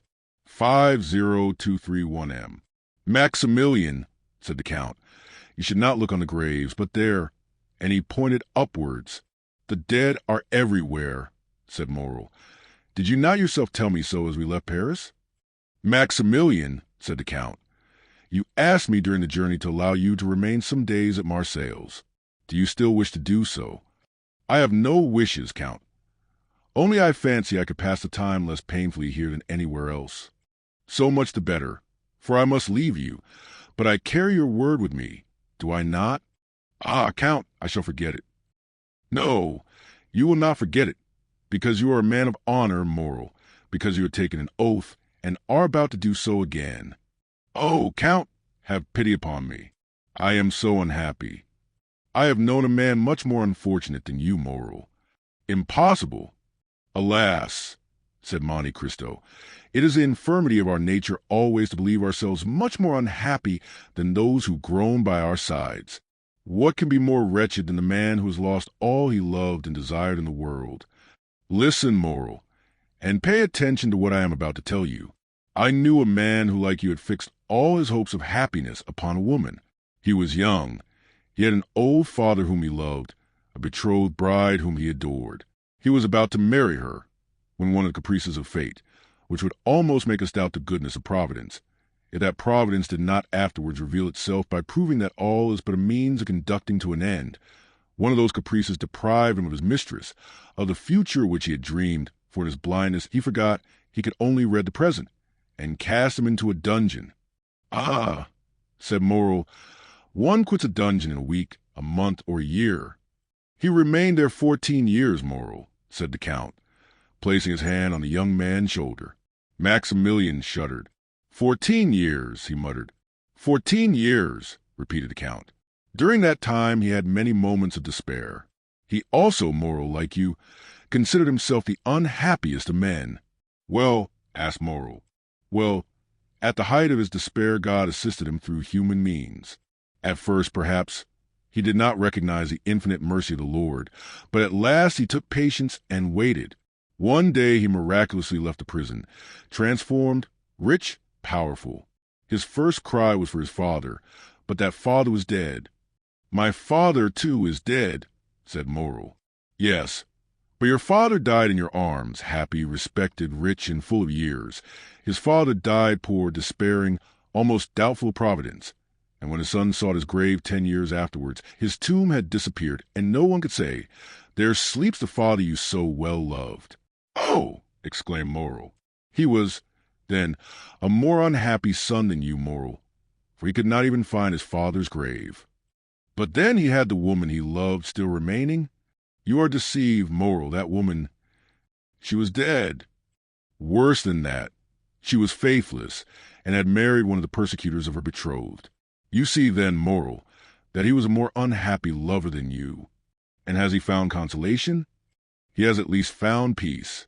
And does he ever expect to be happy? He hopes so, Maximilian." The young man's head fell on his breast. "You have my promise," he said, after a minute's pause, extending his hand to Monte Cristo. "Only remember, on the 5th of October, Moral, I shall expect you at the island of Monte Cristo. On the 4th, a yacht will wait for you in the port of Bastia. It will be called the Eurus. You will give your name to the captain, who will bring you to me. It is understood, is it not?" "But, Count, do you remember that the 5th of October?" "Child," replied the Count, "not to know the value of a man's word. I have told you 20 times that if you wish to die on that day, I will assist you. Moral, farewell. Do you leave me?" "Yes, I have business in Italy. I leave you alone in your struggle with misfortune, alone with that strong-winged eagle which God sends to bear aloft the elect to his feet. The story of Ganymede, Maximilian, is not a fable, but an allegory. When you leave, immediately, the steamer waits, and in an hour I shall be far from you. Will you accompany me to the harbor, Maximilian? 50233 M. I am entirely yours, Count." Moral accompanied the Count to the harbor. The white steam was ascending like a plume of feathers from the black chimney. The steamer soon disappeared, and in an hour afterwards, as the Count had said, was scarcely distinguishable in the horizon amidst the fogs of the night. Chapter 114. Peppino. At the same time that the steamer disappeared behind Cape Morgiou, a man traveling post on the road from Florence to Rome had just passed the little town of Aquapendent. He was traveling fast enough to cover a great deal of ground without exciting suspicion.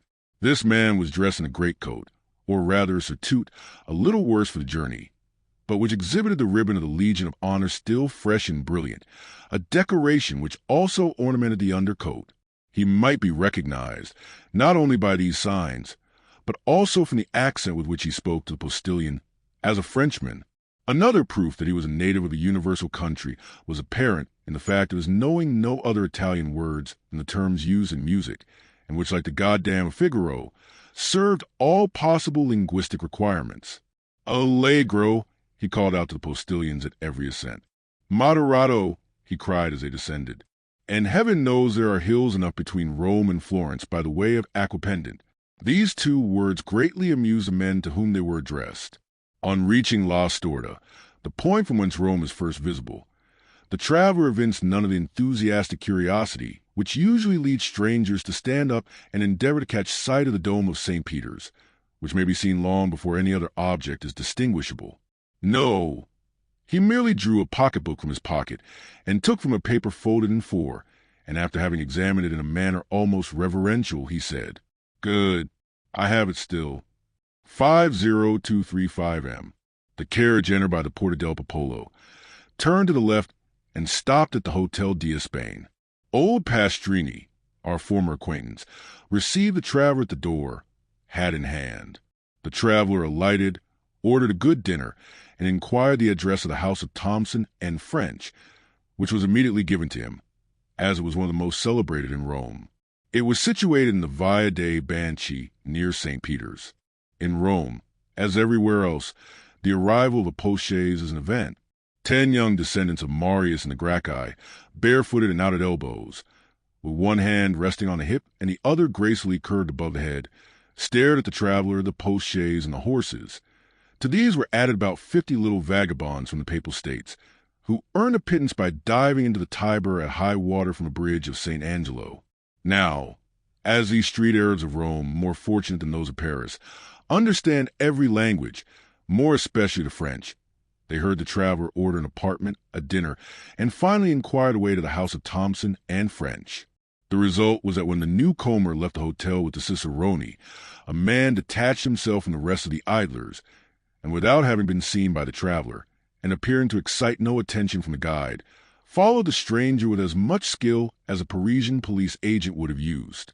The Frenchman had been so impatient to reach the house of Thompson and French that he would not wait for the horses to be harnessed, but left word for the carriage to overtake him on the road, or to wait for him at the banker's door.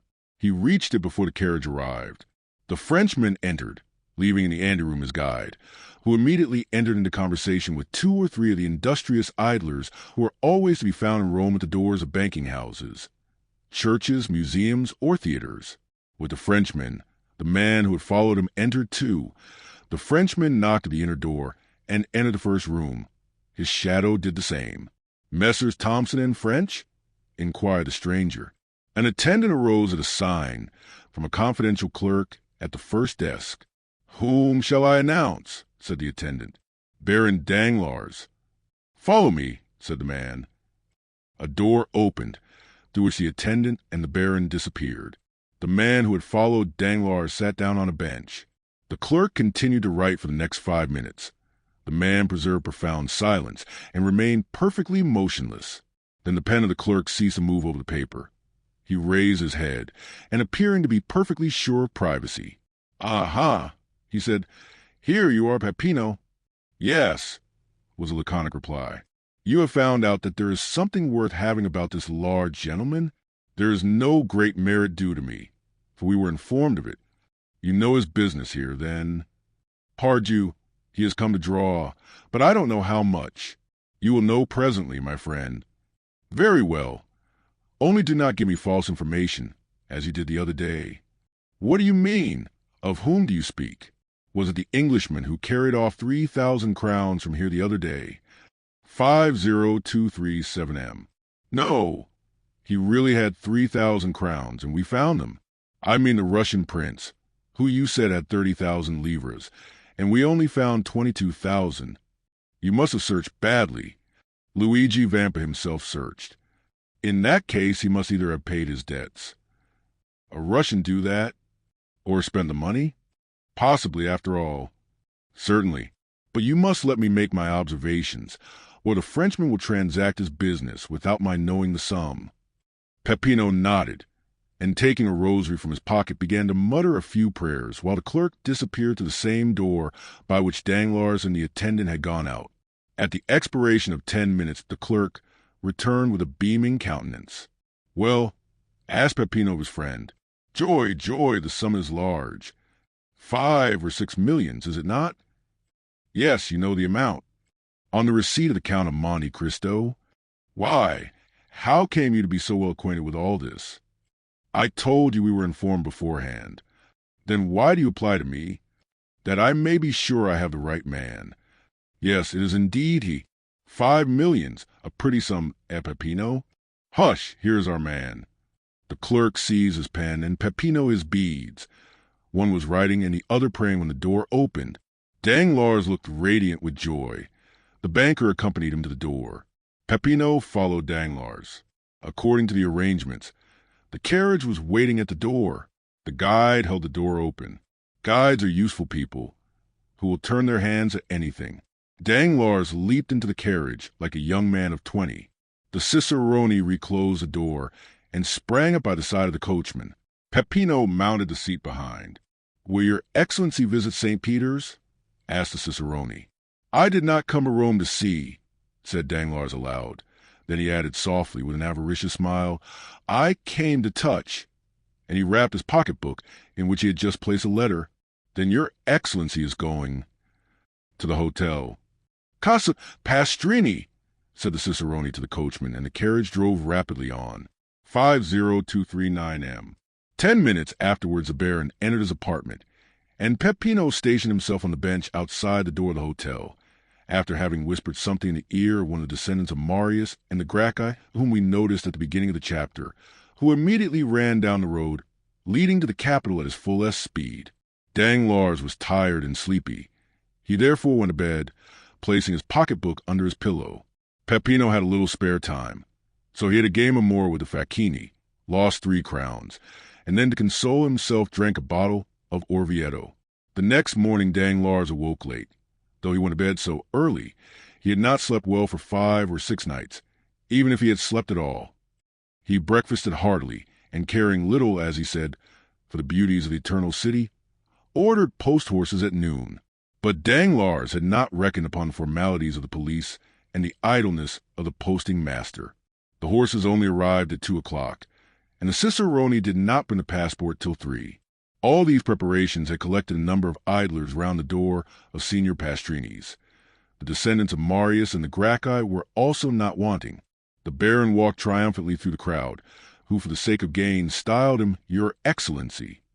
As Danglars had hitherto contented himself with being called a baron, he felt rather flattered at the title of Excellency, and distributed a dozen silver coins among the beggars, who were ready, for 12 more, to call him Your Highness. "Which road?" asked the postilion in Italian. "The Ancona road," replied the baron. Signor Pastrini interpreted the question and answer, and the horses galloped off. Danglars intended traveling to Venice, where he would receive 1 part of his fortune, and then proceeding to Vienna, where he would find a rest. He meant to take up his residence in the latter town, which he had been told was a city of pleasure. He had scarcely advanced 3 leagues out of Rome when daylight began to disappear. Danglars had not intended starting so late, or he would have remained. He put his head out and asked the postilion how long it would be before they reached the next town. "Non capisco," do not understand, was the reply. Danglars bent his head, which he meant to imply, "Very well." The carriage again moved on. "I will stop at the first posting-house," said Danglars to himself.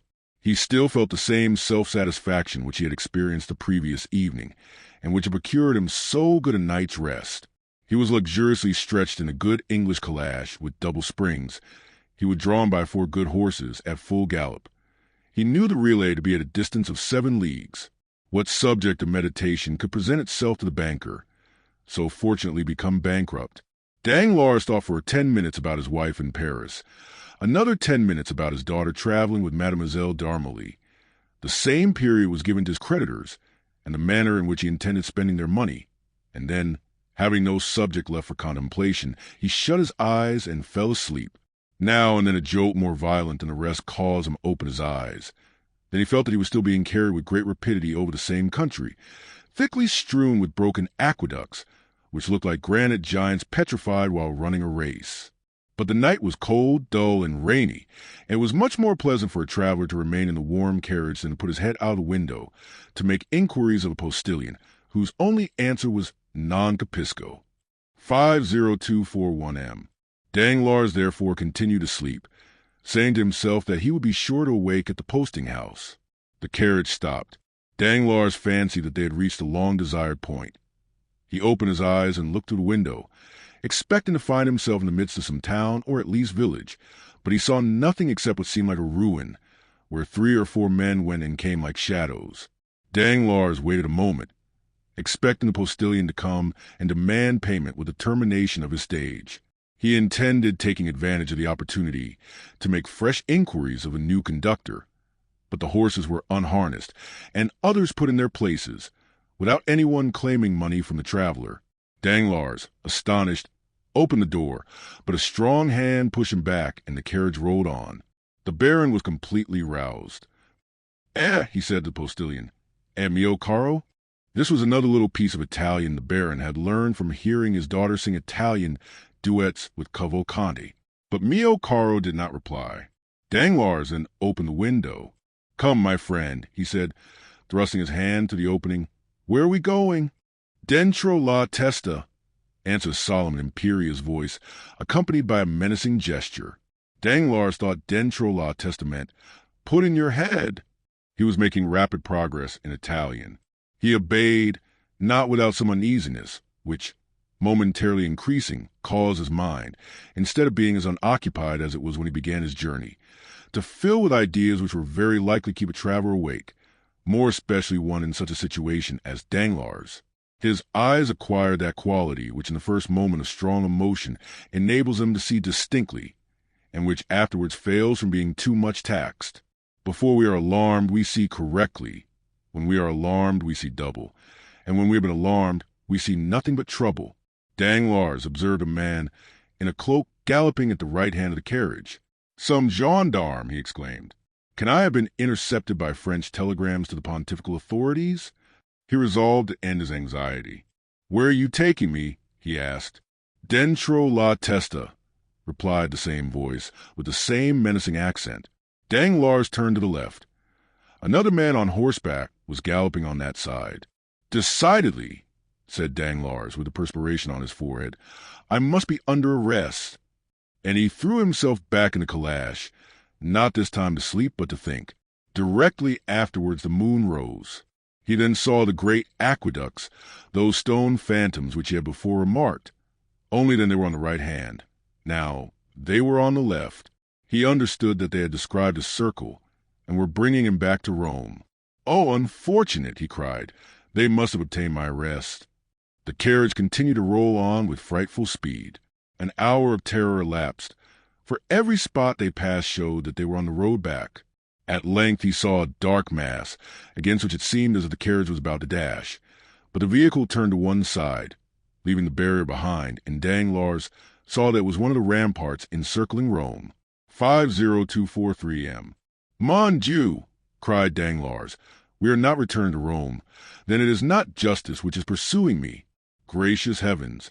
Another idea presents itself. What if they should be—" His hair stood on end.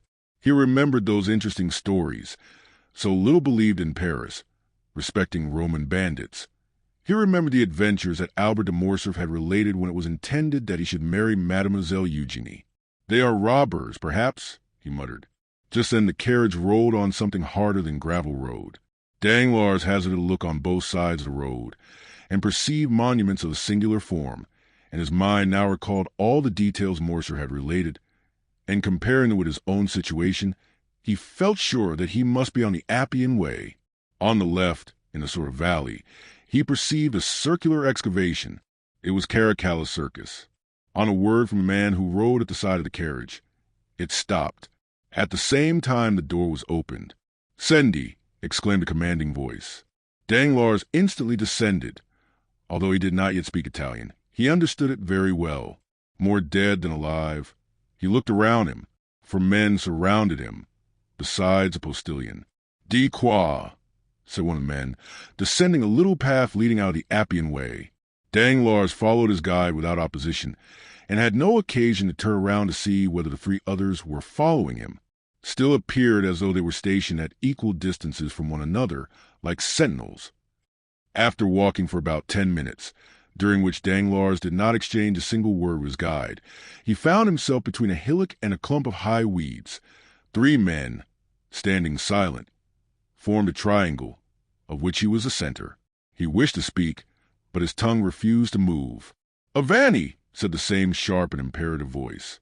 This time Danglars had double reason to understand, for if the word and gesture had not explained the speaker's meaning, it was clearly expressed by the man walking behind him, who pushed him so rudely that he struck against the guide.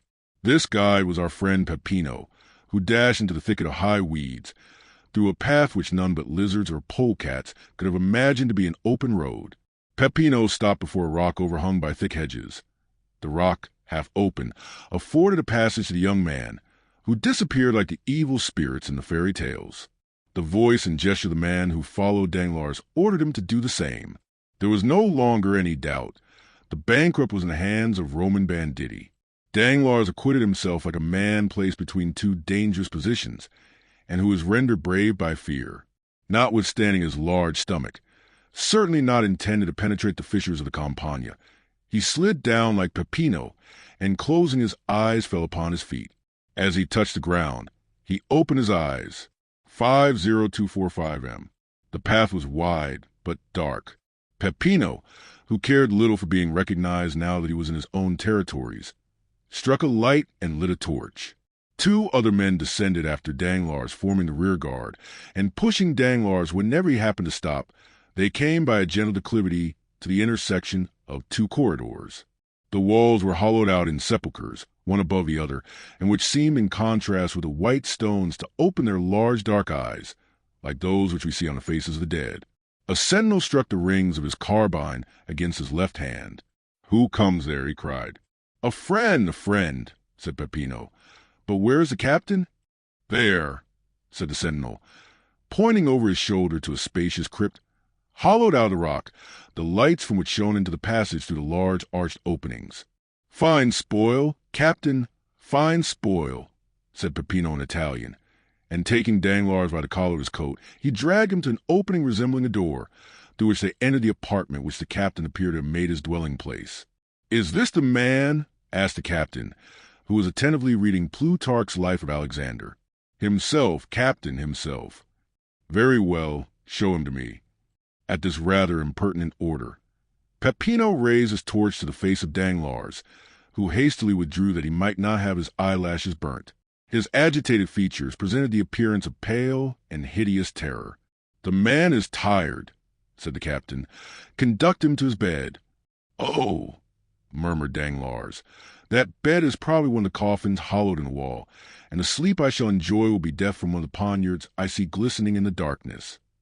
From their beds of dried leaves or wolfskins at the back of the chamber now arose the companions of the man who had been found by Albert de Morcerf reading Caesar's commentaries, and by Danglars studying the life of Alexander.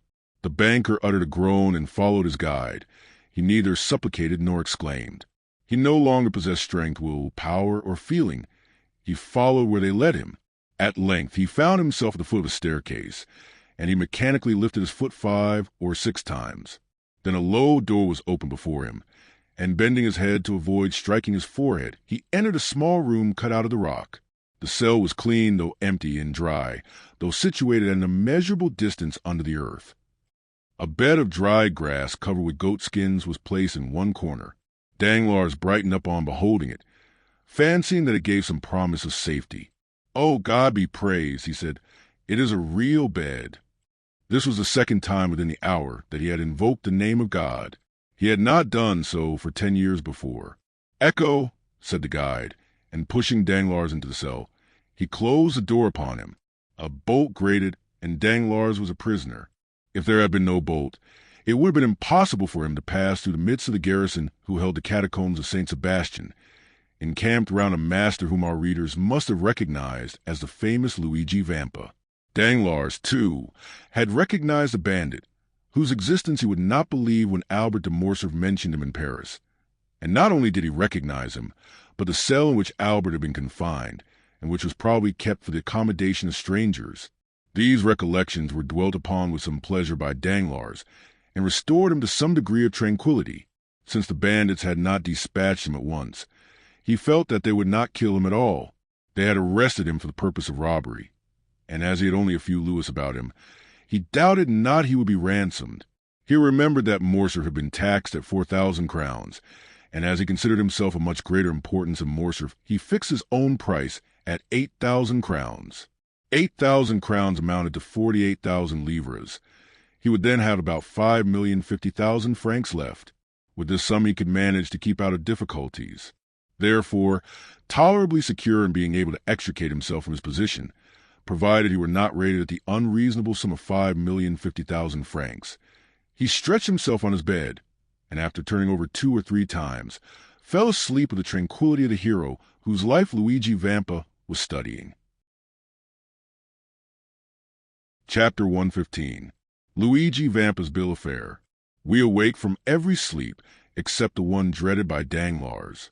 He awoke to a Parisian accustomed to silken curtains, walls hung with velvet drapery, and the soft perfume of burning wood, the white smoke which diffuses itself in graceful curves around the room, the appearance of the whitewashed cell, which greeted his eyes on awakening seemed like the continuation of some disagreeable dream. But in such a situation a single moment suffices to change the strongest doubt into certainty. Yes, he murmured, I am in the hands of the brigands of whom Albert de Morcerf spoke. His first idea was to breathe, that he might know whether he was wounded. He borrowed this from Don Quixote, the only book he had ever read, but which he still slightly remembered. No, he cried, they have not wounded, but perhaps they have robbed me. And he thrust his hands into his pockets. They were untouched. The 100 louis he had reserved for his journey from Rome to Venice were in his trousers pocket, and in that of his greatcoat he found a little note case containing his letter of credit for 5,050,000 francs. "Singular bandits!" he exclaimed. "They have left me my purse and pocketbook. As I was saying last night, they intend me to be ransomed. Hello, here is my watch. Let me see what time it is." Danglars' watch, one of Brigide's repeaters, which he had carefully wound up on the previous night, struck 5:30. Without this, Danglars would have been quite ignorant of time, for daylight did not reach his cell. Should he demand an explanation from the bandits, or should he wait patiently for them to propose it? The last alternative seemed the most prudent, so he waited until 12 o'clock. During all this time a sentinel, who had been relieved at 8 o'clock, had been watching his door. 5:0249 m. Danglars suddenly felt a strong inclination to see the person who kept watch over him. He had noticed that a few rays, not of daylight, but from a lamp, penetrated to the ill-joined planks of the door.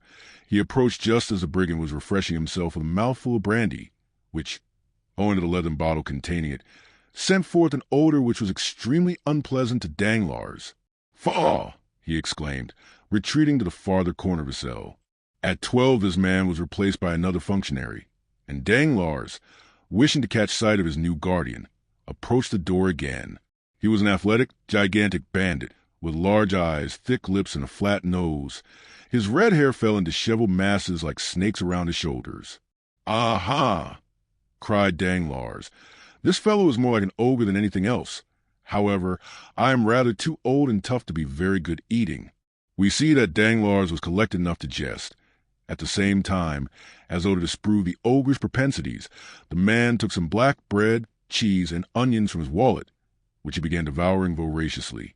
"May I be hanged," said Danglars, glancing at the bandit's dinner through crevices of the door. "May I be hanged if I can understand how people can eat such filth." And he withdrew to seat himself upon his goatskin, which reminded him of the smell of the brandy. But the mysteries of nature are incomprehensible, and there are certain invitations contained in even the coarsest food which appeal very irresistibly to a fasting stomach. Danglars felt his own not to be very well supplied just then, and gradually the man appeared less ugly, the bread less black, and the cheese more fresh, while those dreadful vulgar onions recalled to his mind certain sauces and side dishes, which his cook prepared in a very superior manner whenever he said, "Monsieur Denisot, let me have a nice little fricassee today." He got up and knocked on the door. The bandit raised his head. Danglars knew that he was heard, so he redoubled his blows. "Che cosa?" asked the bandit. Come, come," said Danglars, tapping his fingers against the door. "I think it is quite time to think of giving me something to eat." But whether he did not understand him, or whether he had received no orders respecting the nourishment of Danglars, the giant, without answering, went on with his dinner. Danglars' feelings were hurt, and not wishing to put himself under obligations to Brute, the banker threw himself down again on his goat's skin, and did not breathe another word. For hours passed by, and the giant was replaced by another bandit. Danglars, who really began to experience sundry gnawings at the stomach, arose softly, again applied his eye to the crack of the door, and recognized the intelligent countenance of his guide. It was indeed Peppino, who was prepared to mount guard as comfortably as possible by seating himself opposite to the door, and placing between his legs an earthen pan, containing chickpeas stewed with bacon.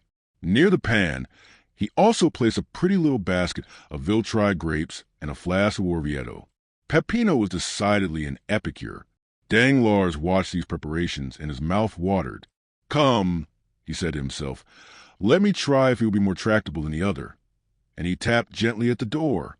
"En va coming," exclaimed Peppino, who from frequenting the house of Signor Pastrini understood French perfectly in all its idioms. Danglars immediately recognized him as the man who had called out in such a furious manner, "Put in your head!" But this was not the time for recrimination, so he assumed his most agreeable manner, and said, with a gracious smile, "Excuse me, sir, but are they not going to give me any dinner? Does your excellency happen to be hungry?" "Happen to be hungry? That's pretty good, when I haven't eaten for 24 hours, muttered Danglars. Then he added aloud, "Yes, sir, I am hungry, very hungry. And your excellency wants something to eat?" "At once, if possible. Nothing easier, said Peppino. Here you can get anything you want, by paying for it, of course, as among honest folk. Of course, cried Danglars. Although in justice, the people who arrest and imprison you ought at least to feed you. That is not the custom, Excellency, said Peppino. A bad reason, replied Danglars, who reckoned on conciliating his keeper. But I am content. Let me have some dinner. At once. What would your Excellency like? And Peppino placed his pan on the ground, so that the steam rose directly under the nostrils of Danglars. Give your orders. Have you kitchens here? Kitchens, of course, complete ones. And cooks. Excellent. Well, a foul fish game, it signifies little, so that I eat. As your Excellency pleases. You mentioned a fowl, I think? Yes, a fowl. Peppino, turning around, shouted, A fowl for his Excellency. His voice yet echoed in the archway when a handsome, graceful, and half-naked young man appeared, bearing a fowl in a silver dish on his head, without the assistance of his hands. I could almost believe myself at the Café de Paris, murmured Danglars. Here, your Excellency, said Peppino, taking the fowl from a young bandit and placing it on the worm-eaten table, which with a stool and the goat-skin bed formed the entire furniture of the cell. Danglars asked for a knife and fork. Here, Excellency, said Peppino, offering him a little blunt knife and a boxwood fork. Danglars took the knife in one hand and the fork in the other, and was about to cut up the fowl. Pardon me, Excellency, said Peppino, placing his hand on the banker's shoulder. People pay here before they eat. They might not be satisfied, and— Aha, thought Danglars, this is not so much like Paris, except that I shall probably be skinned. Never mind, I'll fix that all right. I have always heard how cheap poultry is in Italy. I should think a fowl is worth about 12 sous at Rome. There, he said, throwing a Louis down. Peppino picked up the Louis, and Danglars again prepared to carve the fowl. Stay a moment, your Excellency, said Peppino, rising. You still owe me something. I said they would skin me, thought Danglars, but resolving to resist the extortion, he said, Come, how much do I owe you for this fowl? Your Excellency has given me a Louis on account. A Louis on account for a fowl? Certainly, and your Excellency now owes me 4,999 Louis. Danglars opened his enormous eyes on hearing this gigantic joke. Very droll, he muttered. Very droll indeed. And he again began to carve the fowl, when Peppino stopped the Baron's right hand with his left and held out his other hand. Come now, he said. Is it not a joke? Said Danglars. We never joke, replied Peppino, solemn as a Quaker. What? 100,000 francs for a fowl. Ah, Excellency, you cannot imagine how hard it is to rear fowls in these horrible caves.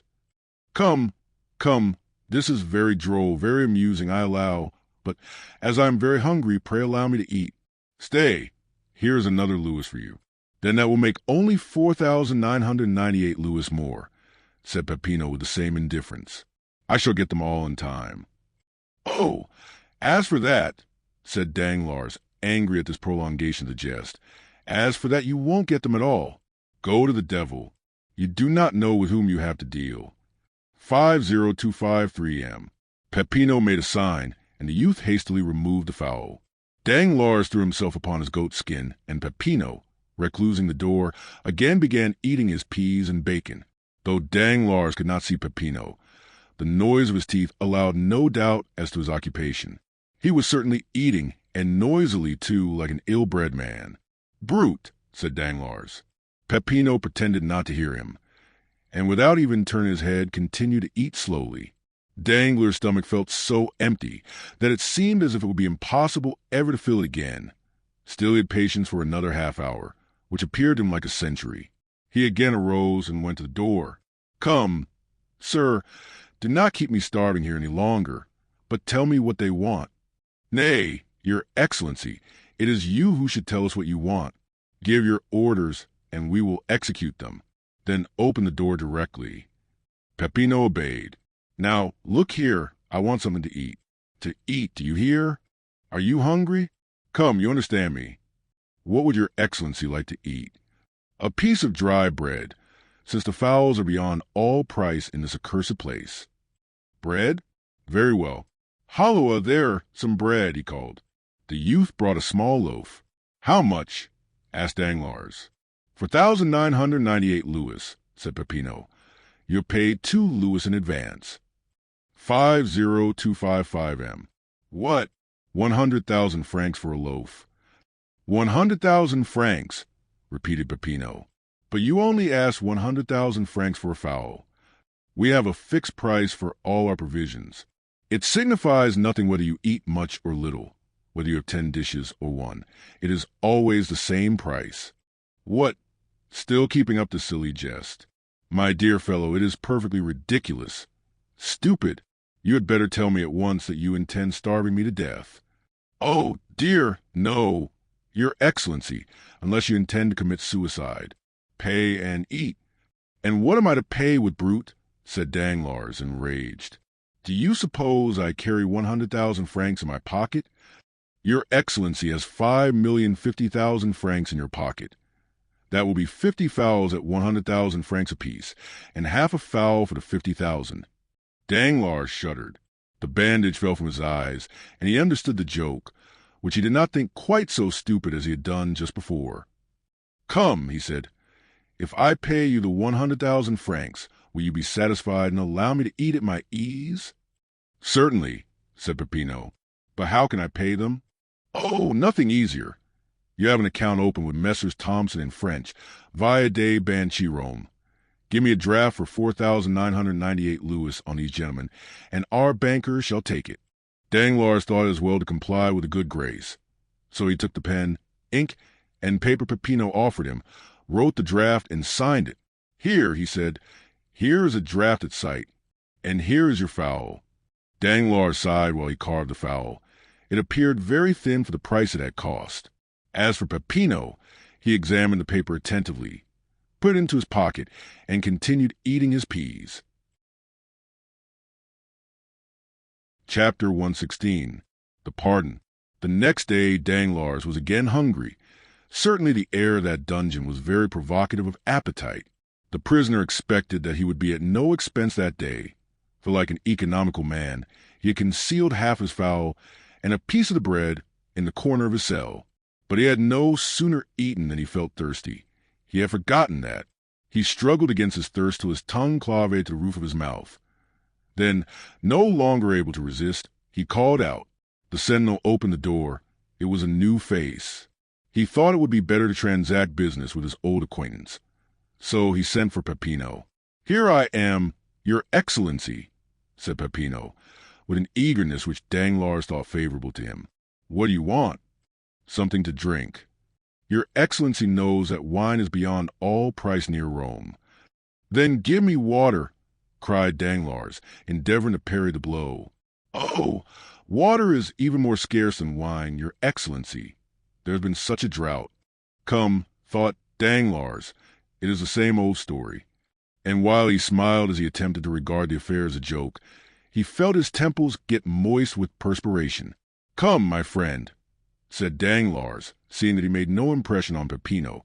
You will not refuse me a glass of wine? I have already told you that we do not sell at retail.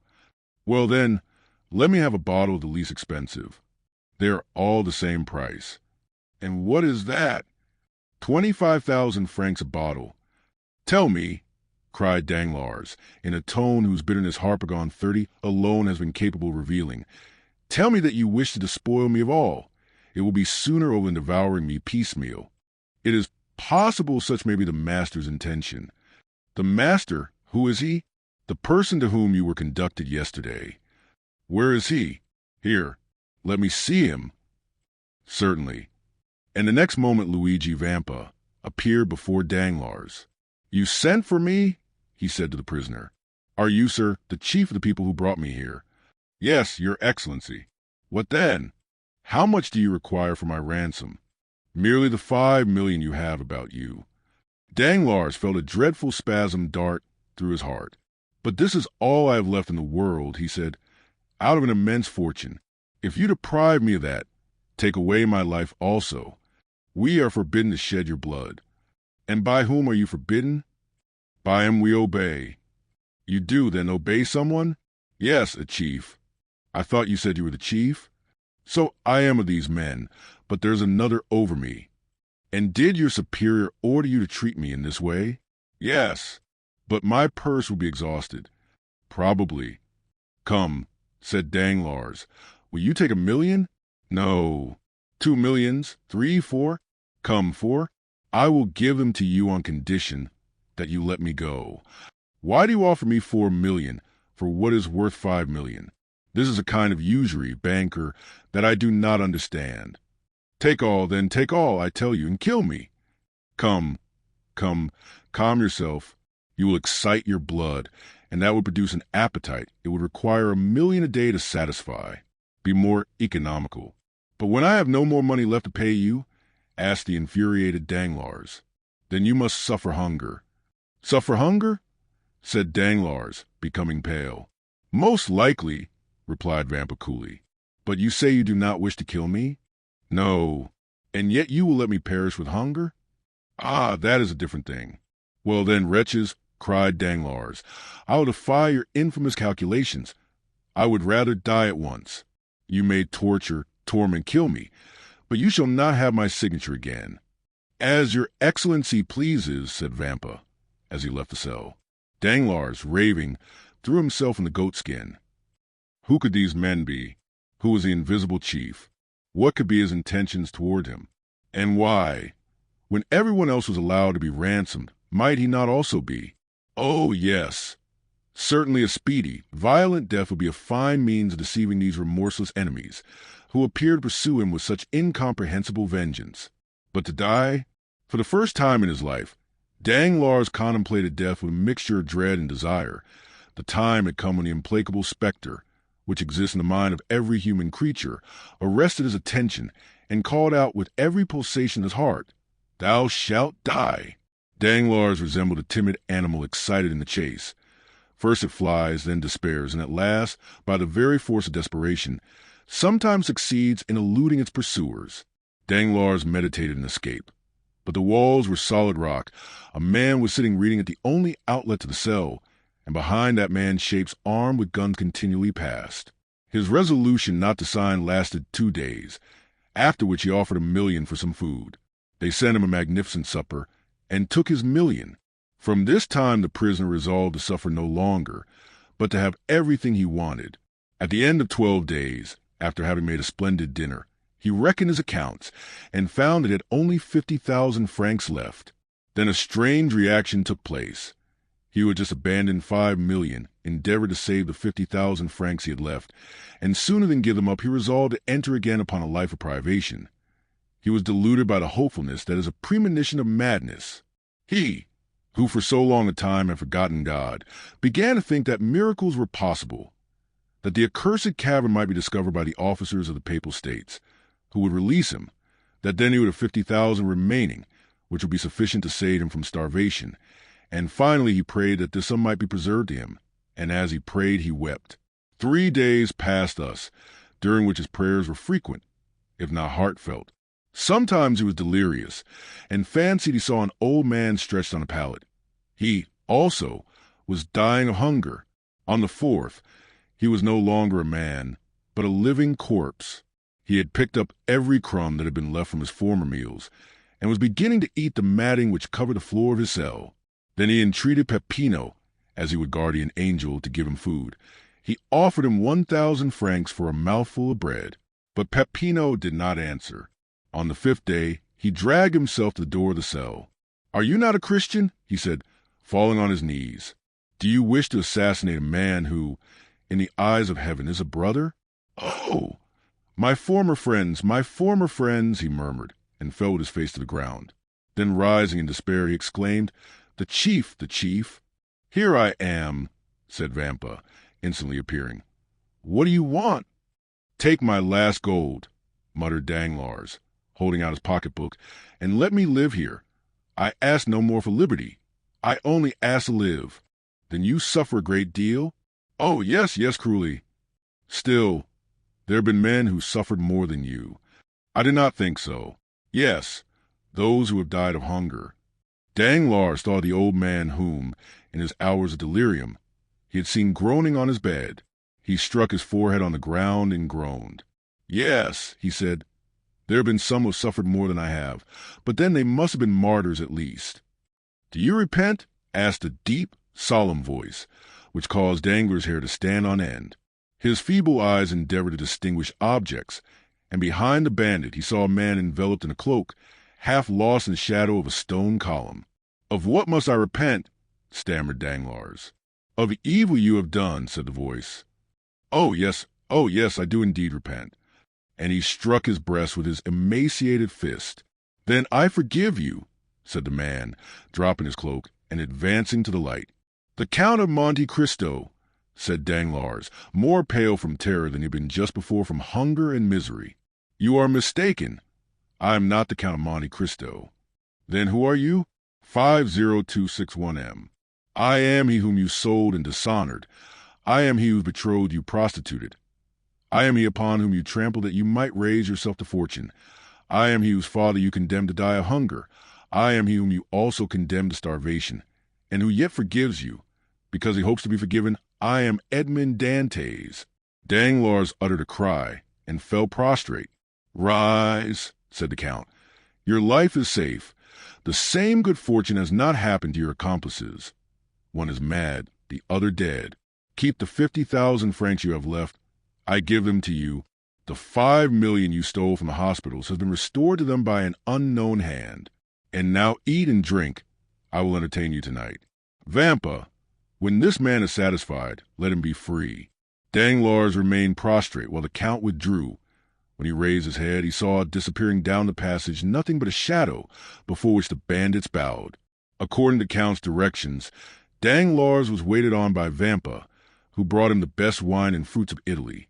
Then, having conducted him to the road and pointed to the post-chaise, left him leaning against a tree. He remained there all night, not knowing where he was. When daylight dawned, he saw that he was near a stream. He was thirsty, and dragged himself towards it. As he stooped down to drink, he saw that his hair had become entirely white. Just as he turned, a hand rested on his shoulder, and a voice which made him shudder exclaimed, "Good evening, Maximilian. You are punctual, thank you." "Ah, is it you, Count?" said the young man, in an almost joyful accent, pressing Monte Cristo's hand with both his own. "Yes. You see I am as exact as you are. But you are dripping. My dear fellow, you must change your clothes, as Calypso said to Telemachus. Come, I have a habitation prepared for you, in which you will soon forget fatigue and cold." Monte Cristo perceived that the young man had turned around. Indeed, Morrel saw with surprise that the men who brought him had left without being paid, or uttering a word. Already the sound of their oars might be heard as they returned to the yacht. "Oh, yes," said the Count. "You are looking for the sailors." "Yes, I paid them nothing, and yet they are gone." "Never mind that, Maximilian," said Monte Cristo, smiling. "I have made an agreement with the Navy that the access to my island shall be free of all charge. I have made a bargain." Morrel looked at the Count with surprise. "Count," he said, "you are not the same here as in Paris." "How so?" "Here you laugh." The Count's brow became clouded. "You are right to recall me to myself, Maximilian," he said. "I was delighted to see you again, and forgot for a moment that all happiness is fleeting." "Oh, no, no, Count," cried Maximilian, seizing the Count's hands. "Pray laugh. Be happy, and prove to me, by your indifference, that life is endurable to sufferers." "Oh, how charitable, kind, and good you are! You affect this gaiety to inspire me with courage." "You are wrong, Morrel. I was really happy." "Then you forget me. So much the better." "How so?" "Yes, for as the gladiator said to the emperor, when he entered the arena, he who is about to die salutes you." "Then you are not consoled?" asked the Count, surprised. "Oh!" exclaimed Morrel, with a glance full of bitter reproach. "Do you think it possible that I could be?" "Listen," said the Count. "Do you understand the meaning of my words? You cannot take me for a commonplace man, a mere rattle, emitting a vague and senseless noise.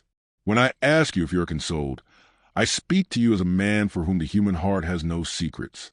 Well, Moral, let us both examine the depths of your heart. Do you still feel the same feverish impatience of grief which made you start like a wounded lion? Have you still that devouring thirst which can only be appeased in the grave? Are you still actuated by the regret which drags the living to pursuit of death? Or are you only suffering from the prostration of fatigue and the weariness of hope deferred? Has the loss of memory rendered it impossible for you to weep? Oh, my dear friend, if this be the case, if you can no longer weep, if your frozen heart be dead, if you put all your trust in God, then, Maximilian, you are consoled, do not complain. Count, said Moral, in a firm and at the same time soft voice, listen to me. As to a man whose thoughts are raised to heaven, though he remains on earth, I come to die in the arms of a friend. Certainly, there are people whom I love. I love my sister Julie. I love her husband Emmanuel, but I require a strong mind to smile on my last moments. My sister will be bathed in tears and fainting. I could not bear to see her suffer. Emmanuel would tear the weapon from my hand and alarm the house with his cries. You, Count, who are more than mortal, will, I am sure, lead me to death by a pleasant path, will you not? 50267M. My friend, said the Count, I have still one doubt. Are you weak enough to pride yourself upon your sufferings? No, indeed, I am calm, said Moral, giving his hand to the Count. My pulse does not beat slower or faster than usual. No, I feel that I have reached the goal, and I will go no farther. You told me to wait and hope. Do you know what you did, unfortunate adviser? I waited a month, or rather I suffered for a month. I did hope. Man is a poor wretched creature. I did hope. What I cannot tell, something wonderful, an absurdity, a miracle, of what nature he alone can tell who has mingled with our reason that folly we call hope. Yes, I did wait, yes, I did hope, Count, and during this quarter of an hour we have been talking together, you have unconsciously wounded, tortured my heart, for every word you have uttered proved that there was no hope for me. Oh, Count, I shall sleep calmly, deliciously in the arms of death. Moral uttered these words with an energy which made the Count shudder. My friend, continued Moral, you named the 5th of October as the end of the period of waiting. Today is the 5th of October. He took out his watch. It is now 9 o'clock. I have yet 3 hours to live. Be it so, said the Count, calm. Moral mechanically followed the Count, and they had entered the grotto before he perceived it. He felt a carpet under his feet. A door opened, perfume surrounded him, and a brilliant light dazzled his eyes. Moral hesitated to advance. He dreaded the enervating effect of all that he saw. Monte Cristo drew him in gently. Why should we not spend the last 3 hours remaining to us of life, like those ancient Romans who, when condemned by Nero, their emperor and heir, sat down at a table covered with flowers, and gently glided into death amid the perfume of heliotropes and roses? Moral smiled. As you please, he said. Death is always death. That is forgetfulness, repose, exclusion from life, and therefore from grief. He sat down, and Monte Cristo placed himself opposite to him. They were in the marvelous dining room before described, where the statues had baskets on their heads always filled with fruits and flowers. Moral looked carelessly around, and had probably noticed nothing. Let us talk like men, he said, looking at the Count. Go on. Count, said Moral, you are the epitome of all human knowledge, and you seem like a being descended from a wiser and more advanced world than ours. There is something true in what you say, said the Count, with that smile which made him so handsome. I have descended from a planet called grief. 50269M. I believe all you tell me without questioning its meaning. For instance, you told me to live, and I did live. You told me to hope, and I almost did so. I am almost inclined to ask you, as though you had experienced death, is it painful to die? Monte Cristo looked upon Moral with indescribable tenderness. Yes, he said, yes, doubtless it is painful if you violently break the outer covering which obstinately begs for life. If you plunge a dagger into your flesh, if you insinuate a bullet into your brain, which the least shock disorders, then certainly you will suffer pain, and you will repent quitting a life for a repose you have bought at so dear a price. Yes, I know that there's a secret of luxury and pain in death, as well as in life. The only thing is to understand it. You have spoken truly, Maximilian. according to the care we bestow upon it. Death is either a friend who rocks us gently as a nurse, or an enemy who violently drags the soul from the body. Someday, when the world is much older, and when mankind will be masters of all the destructive powers in nature, to serve the general good of humanity, when mankind, as we were just saying, have discovered the secrets of death, then that death will become as sweet and voluptuous as a slumber in the arms of your beloved. And if you wish to die, you would choose this death, Count? Yes. Moral extended his hand. Now I understand, he said, why you had me brought here to this desolate spot, in the midst of the ocean, to this subterranean palace. It was because you loved me, was it not, Count? It was because you loved me well enough to give me one of those sweet means of death of which we were speaking. A death without agony, a death which allows me to fade away while pronouncing Valentine's name and pressing your hand. Yes, you have guessed rightly, Moral, said the Count. That is what I intended. Thanks. The idea that tomorrow I shall no longer suffer is sweet to my heart. Do you then regret nothing? No, replied Moral. Not even me? Asked the Count with deep emotion. Moral's clear eye was for the moment clouded. Then it shone with unusual luster, and a large tear rolled down his cheek. What? Said the Count. Do you still regret anything in the world and yet die? Oh, I entreat you, exclaimed Moral in a low voice. Do not speak another word, Count. Do not prolong my punishment. The Count fancied that he was yielding, and this belief revived the horrible doubt that had overwhelmed him at the Chateau d'If. I am endeavoring, he thought, to make this man happy. I look upon his restitution as a weight thrown into the scale to balance the evil I have wrought. Now, supposing I am deceived, supposing this man has not been unhappy enough to merit happiness. Alas, what will become of me who can only atone for evil by doing good? 50271M. Then he said aloud, Listen, Moral, I see your grief is great, but still you do not like to risk your soul. Moral smiled sadly. Count, he said, I swear to you my soul is no longer my own. Maximilian, you know I have no relation in the world.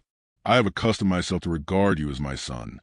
Well then, to save my son, I will sacrifice my life, nay, even my fortune. What do you mean? I mean that you wish to quit life because you do not understand all the enjoyments which are the fruits of a large fortune. Moral, I possess nearly 100 millions, and I give them to you. With such a fortune you can attain every wish. Are you ambitious? Every career is open to you. Overturn the world, change its character, yield to mad ideas, be even criminal, but live. Count, I have your word, said Moral coldly. Then taking out his watch, he added, It is 11:30. Moral, can you intend in my house, under my very eyes? Then let me go, said Maximilian, or I shall think you did not love me for my own sake, but for yours. And he arose. It is well, said Monte Cristo, whose countenance brightened at these words. You wish it. You are inflexible. Yes, as you said, you are indeed wretched, and a miracle alone can cure you. Sit down, Moral, and wait. Moral obeyed. The Count arose, and unlocking a closet with a key suspended from his gold chain, took from it a little silver casket, beautifully carved and chased, the corners of which represented for bending figures, similar to the caryatids, the forms of women, symbols of the angels aspiring to heaven. He placed the casket on the table. Then opening it, took out a little golden box, the top of which flew open when touched by a secret spring. This box contained an unctuous substance partly solid, of which it was impossible to discover the color, owing to the reflection of the polished gold, sapphires, rubies, emeralds, which ornamented the box. It was a mixed mass of blue, red, and gold. The Count took out a small quantity of this with a gilt spoon and offered it to Moral, fixing a long, steadfast glance upon him. It was then observable that the substance was greenish. This is what you asked for, he said, and what I promised to give you. I thank you from the depths of my heart, said the young man, taking the spoon from the hands of Monte Cristo. The Count took another spoon and again dipped it into the golden box. What are you going to do, my friend? Asked Moral, arresting his hand. Well, the fact is, Moral, I was thinking that I too am weary of life, and since an opportunity presents itself. Stay, said the young man. You who love and are beloved, you, who have faith and hope. Oh, do not follow my example. In your case, it would be a crime. Adieu, my noble and generous friend, adieu. I will go and tell Valentine what you have done for me. And slowly, though without any hesitation, only waiting to press the Count's hand fervently, he swallowed the mysterious substance offered by Monte Cristo. Then they were both silent. Ollie, mute and attentive, brought the pipes and coffee and disappeared. By degrees, the light of the lamps gradually faded in the hands of the marble statues which held them, and the perfumes appeared less powerful to Morrel. Seated opposite to him, Monte Cristo watched him in the shadow, and Morrel saw nothing but the bright eyes of the Count. An overpowering sadness took possession of the young man. His hands relaxed their hold. The objects in the room gradually lost their form and color, and his disturbed vision seemed to perceive doors and curtains open in the wall. 50273 M. Friend, he cried, I feel that I am dying. Thanks. He made a last effort to extend his hand, but it fell powerless beside him. Then it appeared to him that Monte Cristo smiled, not with the strange and fearful expression which had sometimes revealed to him the secrets of his heart, but with the benevolent kindness of a father for a child. At the same time the Count appeared to increase in stature. His form, nearly double its usual height, stood out in relief against the red tapestry. His black hair was thrown back, and he stood in the attitude of an avenging angel. Morrel, overpowered, turned around in the armchair. A delicious torpor permeated every vein. A change of ideas presented themselves to his brain, like a new design on the kaleidoscope. Enervated, prostrate, and breathless, he became unconscious of outward objects. He seemed to be entering that vague delirium preceding death. He wished once again to press the Count's hand, but his own was immovable. He wished to articulate a last farewell, but his tongue lay motionless and heavy in his throat, like a stone at the mouth of sepulchre. Involuntarily his languid eyes closed, and still through his eyelashes a well-known form seemed to move amid the obscurity with which he thought himself enveloped. The Count had just opened the door. Immediately a brilliant light from the next room, or rather from the palace adjoining, shone upon the room in which he was gently gliding into his last sleep. Then he saw a woman of marvelous beauty appear on the threshold of the door separating the two rooms. Pale and sweetly smiling, she looked like an angel of mercy conjuring the angel of vengeance. Is a heaven that opens before me, thought the dying man. That angel resembles the one I have lost. Monte Cristo pointed out Morrel to the young woman, who advanced towards him with clasped hands and a smile upon her lips. Valentine, Valentine, he mentally ejaculated. But his lips uttered no sound, and as though all his strength were centered in that internal emotion, he sighed and closed his eyes. Valentine rushed towards him. His lips again moved. He is calling you, said the Count. He to whom you have confided your destiny, he from whom death would have separated you, calls you to him. Happily I vanquished death. Henceforth, Valentine, you will never again be separated on earth, since he has rushed into death to find you. Without me, you would both have died. May God accept my atonement in the preservation of these two existences. Valentine seized the Count's hand, and in her irresistible impulse of joy carried it to her lips. 50275 M. Oh, thank me again, said the Count. Tell me till you are weary that I have restored you to happiness. You do not know how much I require this assurance. Oh, yes, yes, I thank you with all my heart, said Valentine, and if you doubt the sincerity of my gratitude, oh, then ask Haydée. Ask my beloved sister Haydée, who ever since our departure from France has caused me to wait patiently for this happy day, while talking to me of you. You then love Haydée? Asked Monte Cristo with an emotion he in vain endeavored to dissimulate. Oh, yes, with all my soul. Well, then, listen, Valentine, said the Count. I have a favor to ask of you. Of me? Oh, am I happy enough for that? Yes. You have called Haydée your sister. Let her become so indeed. Valentine, render her all the gratitude you fancy that you owe to me. Protect her, for the Count's voice was thick with emotion. Henceforth she will be alone in the world.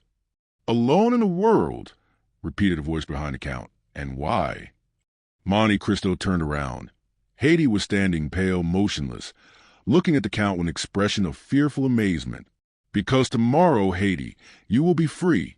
You will then assume your proper position in society, for I will not allow my destiny to overshadow yours. Daughter of a prince, I restore to you the riches and name of your father." Haiti became pale, and lifting her transparent hands to heaven, exclaimed in a voice stifled with tears, "Then you leave me, my lord? Haiti, Haiti, you are young and beautiful. Forget even my name and be happy." "It is well," said Haiti. "Your order shall be executed, my lord. I will forget even your name and be happy." And she stepped back to retire. "Oh, heavens!" exclaimed Valentine, who was supporting the head of Moral on her shoulder. "Do you not see how pale she is? Do you not see how she suffers?" Haiti answered with a heart-rending expression, "Why should he understand this, my sister? He is my master, and I am his slave. He has a right to notice nothing." The Count shuddered at the tones of a voice which penetrated the inmost recesses of his heart. His eyes met those of the young girl, and he could not bear their brilliancy. "Oh, heavens!" exclaimed Monte Cristo. "Can my suspicions be correct? Haiti, would it please you not to leave me?" "I am young," gently replied Haiti. "I love the life you have made so sweet to me, and I should be sorry to die." "You mean, then, that if I leave you, Haiti, I should die, yes, my lord. Do you then love me?" "Oh, Valentine, he asks if I love him. Valentine, tell him if you love Maximilian." The Count felt his heart dilate and throb. He opened his arms, and Haiti, uttering a cry, sprang into them. "Oh, yes," she cried, "I do love you. I love you as one loves a father, brother, husband. I love you as my life, for you are the best, the noblest of created beings." 50277M. "Let it be, then, as you wish, sweet angel. God has sustained me in my struggle with my enemies, and has given me this reward. He will not let me end my triumph in suffering. I wish to punish myself, but he has pardoned me. Love me, then, Haiti.